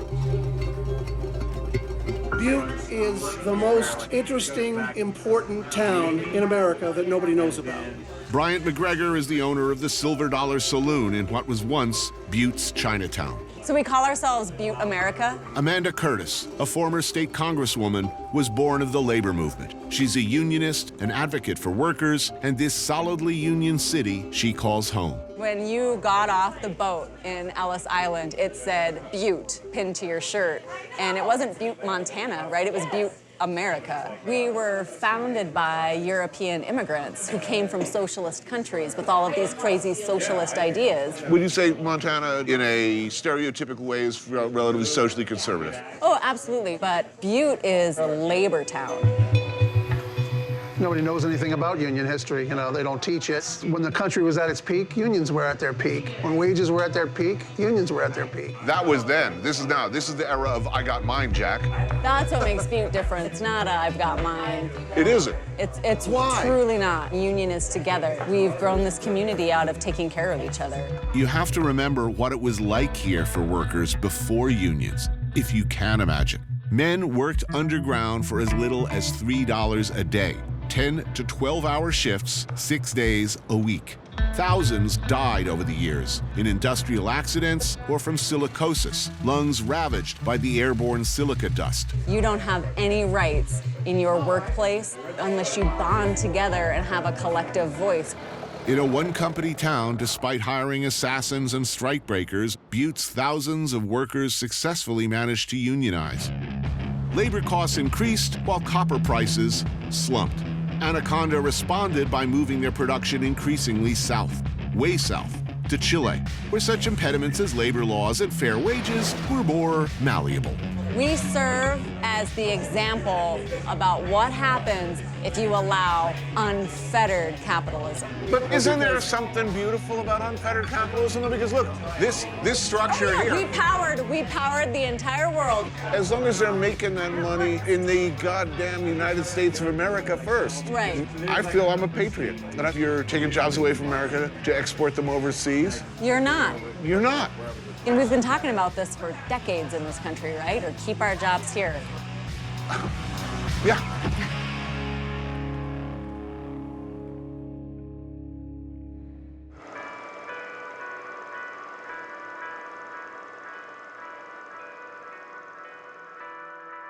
Time sinks slowly to the deepest part of the ocean, the Mariana Trench. She's tired of light, and there it's pure black. They say that Butte is a mile high and a mile deep, and to get an idea of what they mean, you've got to go down deep into the hill. An intricate warren of tunnels riddled through the rock and soil that lay beneath the city was flooded forever by water and darkness. The Orphan Boy Mine is one of the few remaining hard rock mines in the city. Today, it serves as a training facility for the Montana Tech School of Mines and Engineering. There's 5 generations of mining here. In order to survive and provide the resources for America, these people were super skillful. Jim Keene is a state senator and labor advocate who grew up working the mines of Butte. How many miles of tunnel under Butte total? 10,000 miles of tunnels. 10,000 miles. And I like figured, this. Like this. Only smaller, usually. Larry Hoffman is a longtime mining engineer and instructor. Matt Krattinger is the new guy. A hard rock miner by day, he likes to relax by spending his free time down here, playing. I come mining for fun on my days off. Okay. It's one of those things that just gets in your blood. You got a lot of pride in it. These guys like it underground. And even more, they seem to like drilling holes deep into the rock face.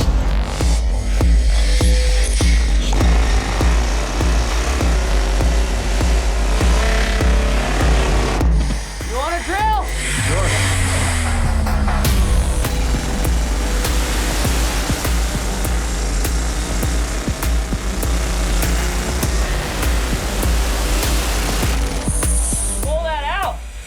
get to feel where the weight's at on it.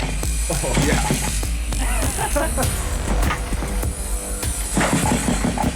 Cool. We do that several hundred times a day. No. It gets good. Sweet.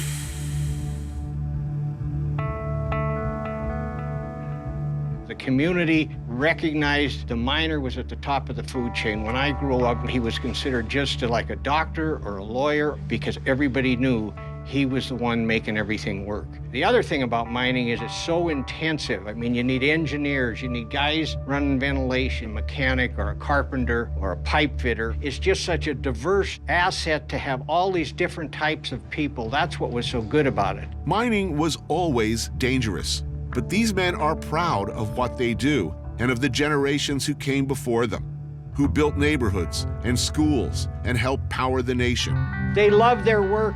They raised their families. They worked all the time. It was a destination with hopes and dreams of hard work leading to a better life. You know, the company's a son of a bitch, let's face it, but they were our son of a bitch. So you know, that's just the way it was. The community worked to support the people.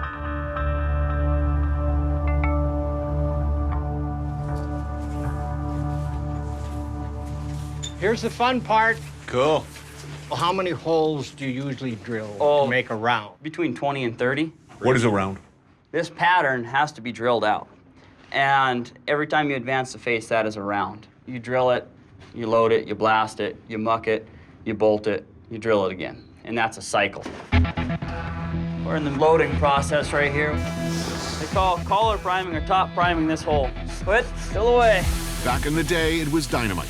But in the 60s, they started switching over to this stuff: ANFO, ammonium nitrate, and fuel oil. Okay, so got everything charged up, loaded.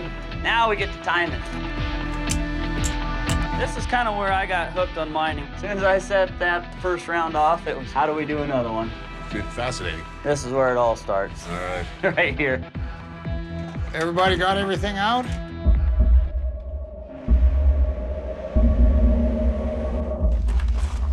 Four seconds of silence. All right, everybody's good? Everybody's ready? Yep. All right. Fire in the hole!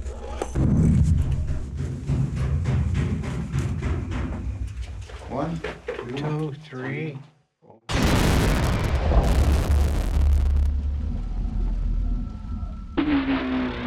That's deep. Welcome to mining. That's deeply satisfying.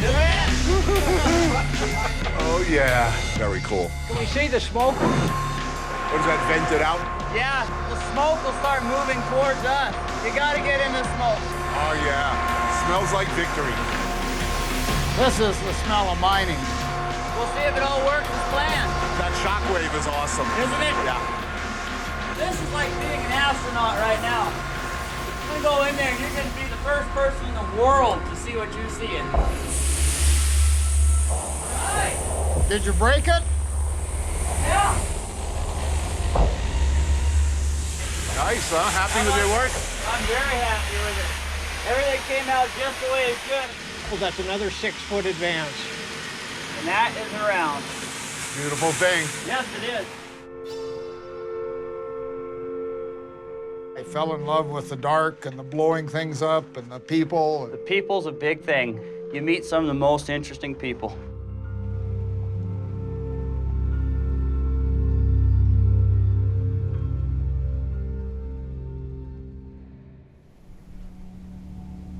About 1/3 of Montana is public land. It was set aside for the people of the United States of America. Generally speaking, it is intended for multi-purpose use: timber harvest, grazing land, hiking, fishing, hunting, and mining. These open lands are important to hunters and anglers like Dan Bailey.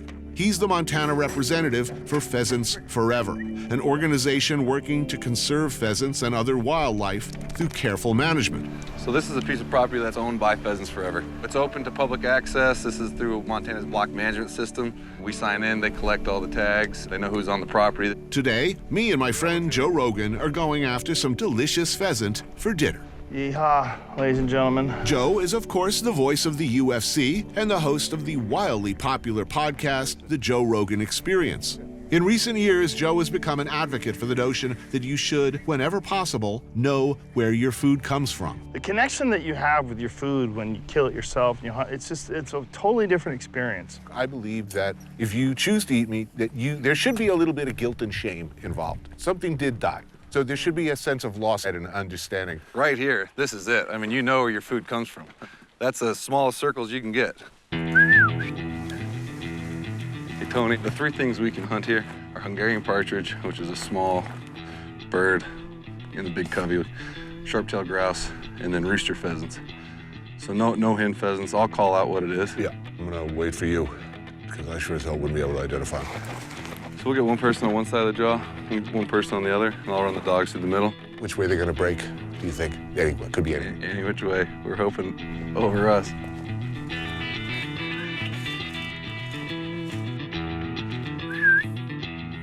Hen, hen, hen, hen, hen, hen, hen.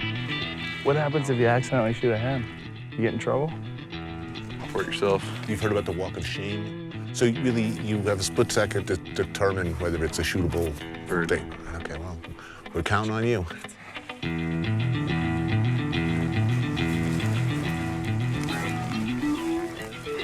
That's a rooster. I got a shot at that, too. That was an easy shot. Shit. Some days. Yeah, one of those days, huh? Public lands in Montana, we're fortunate we have a lot of them, but, they get a lot of pressure, and so when you get one of these birds, it's pretty special. Public land hunting is always a lot of work. In general, anybody and everybody can come out here and chase your birds, so. There's a bunch of birds right there. Yeah. See them going through the trees there? I saw. A bunch of pheasants just got up. Let's get serious about this. All right. We'll take these dogs to the river.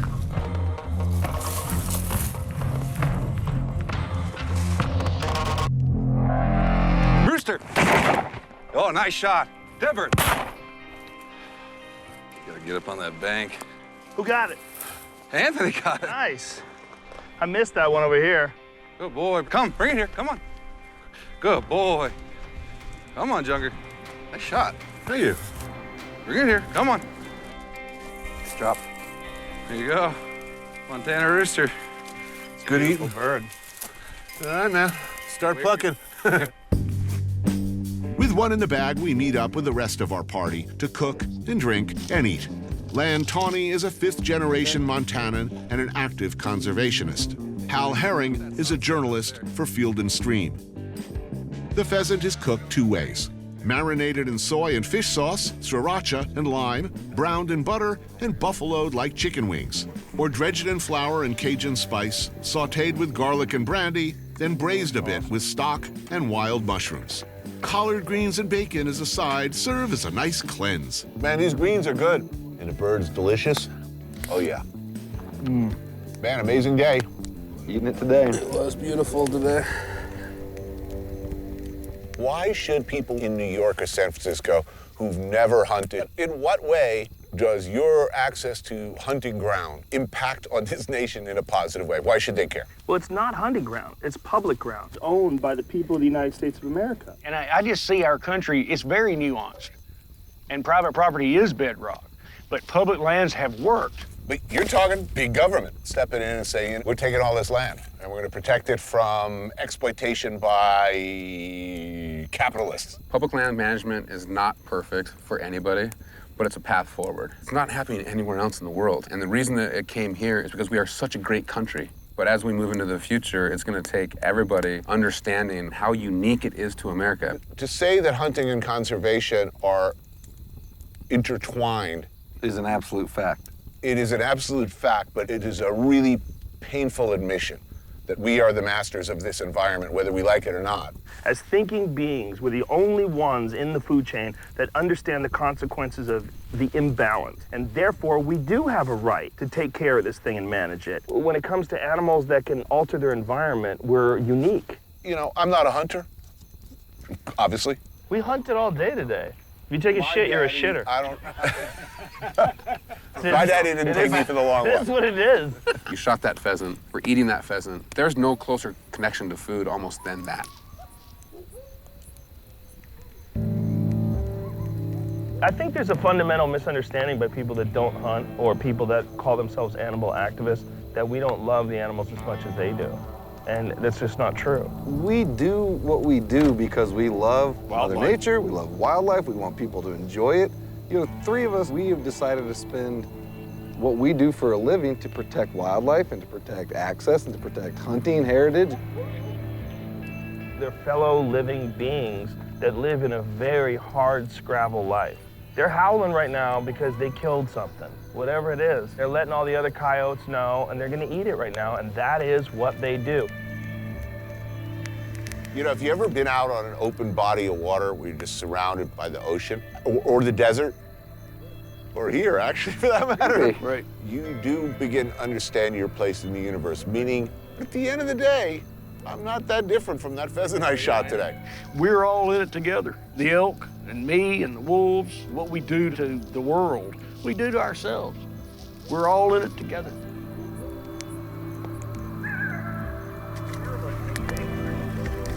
As the evening progresses, the bourbon flows and the fire burns down to coals. A late-night vape with Joe, and the earth seems to shift on its axis. Later, stumbling out of my tent, I find myself somehow no longer vertical, looking up at a magnificent bewilderment of stars.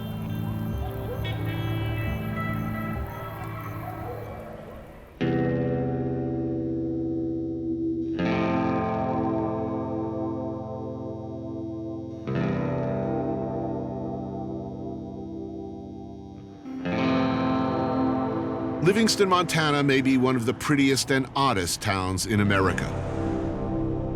It's also one of my favorites. Originally a railroad town, a place where cattlemen could drink and philander. Then later, a gateway to Yellowstone National Park. In the 1960s, the surrounding Paradise Valley was a popular setting for Hollywood films, and local ranchers began to see a strange mix of creative types showing up. First to work on films, but later to stay and play cowboy for real. Writers like Richard Bourdain, Tom McGuane, and Jim Harrison. Actors like Peter Fonda, Warren Oates, the notorious director Sam Peckinpah made Livingston their home.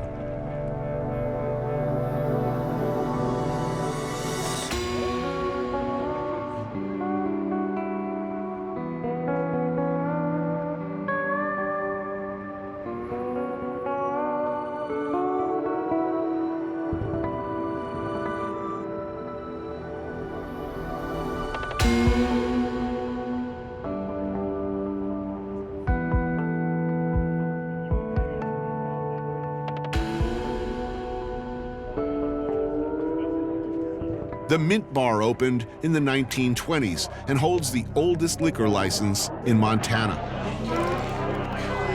Railroad workers used to drink here. Everybody drank here. Look at that picture of the bar right there. Yeah, that picture is this building during Prohibition. It was a grocery store. My friend Dan Laren is a jack-of-all-trades native son, a hunter, fisherman, and a key figure in the life of the town. I mean, this is a rough and tumble railroad cattleman town, right? Yeah. Why did they put a railroad stop here? It was X far from Minneapolis and X far to Seattle. It was kind of middle ground, 700 miles that way, 700 miles that way. Right. Who would exemplify the qualities that a preponderance of Montanans would aspire to? The American Indian, the Plains Indian that lived here before white man, because it was a tough place to live. You know? When was the last time you walked outside and you looked at those mountains and you said, I possibly live in the most awesome place on earth? When was the last time that happened? I do. I never take this place for granted. Okay, it's one of the most beautiful places that I've been, and I like to enjoy the outdoors. Take my son hunting. Right. You know. You know that moment when an animal dies and they look at you and there's a look in their face, I always interpret it as, I'm very disappointed in you. Yeah. Well, as an older hunter, I'm feeling more and more remorse for the animals that I kill. And that's why I use every part of the animal that I can. I have respect for that creature. I always felt like, look, whatever this thing I shot, I will treat it the way I would like to be treated. I mean, you're gonna shoot me. Please, don't just leave me there. Yeah, don't just rip my breasts out and throw my ass away. Yeah. That's a country music song right there. Don't rip my breasts out.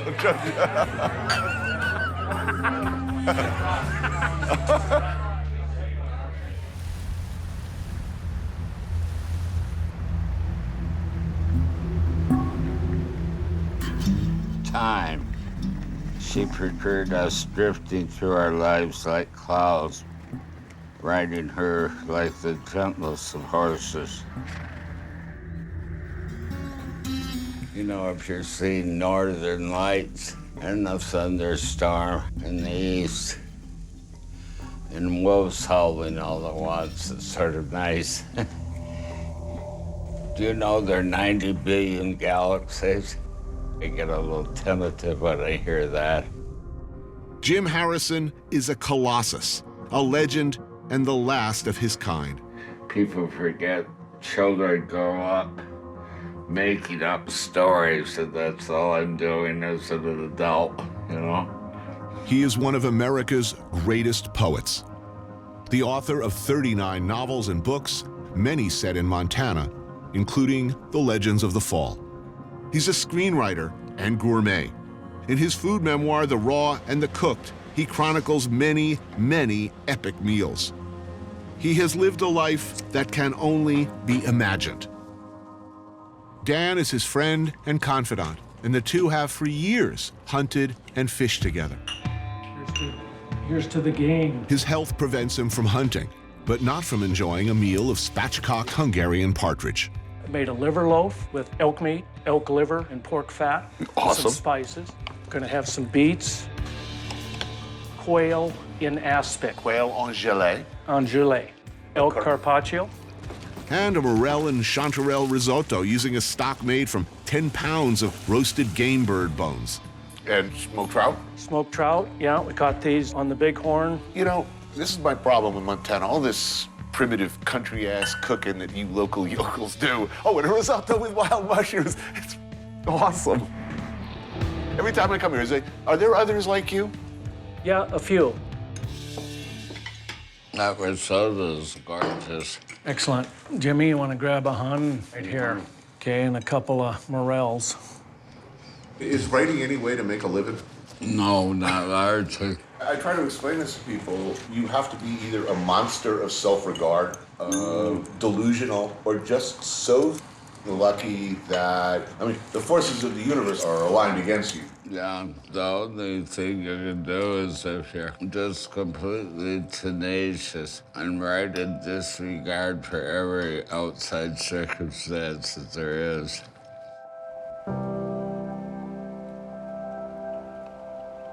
Most people look in the mirror and say, you know, I'm getting old or something like that. But Shakespeare, the poet, said, devouring time, blood thou thy lion's paws. That's a little better, huh?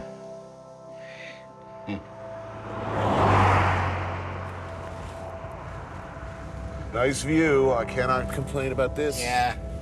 So what are you doing? Around half a year here and half a year in Arizona. Arizona. Real interesting culture. The ever-present Border Patrol, which I tease a lot. I'll be hunting and their Border Patrol plane flies over and I run under a tree like I'm hiding. And then their vehicles start swarming in. They say, Harrison, you asshole. I said, I'm trying to keep you on your toes.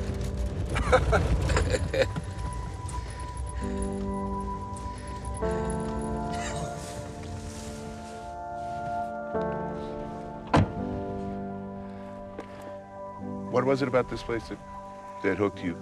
Well, I'm claustrophobic, acutely so. So Montana's about the best place you could live.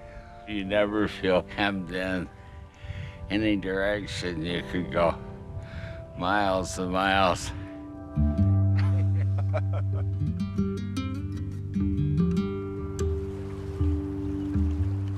been very hot for 3 weeks, so I worked well into a cool night when at 3 a.m. a big thunderstorm hit. The lightning was relentless 200 years ago when the Cheyenne from the east attacked the Absaroka in this valley. A group of the Cheyenne were Masom, the wolves of heaven, warriors who painted themselves solid yellow. I want to be a yellow wolf of heaven. They disappeared into the lightning.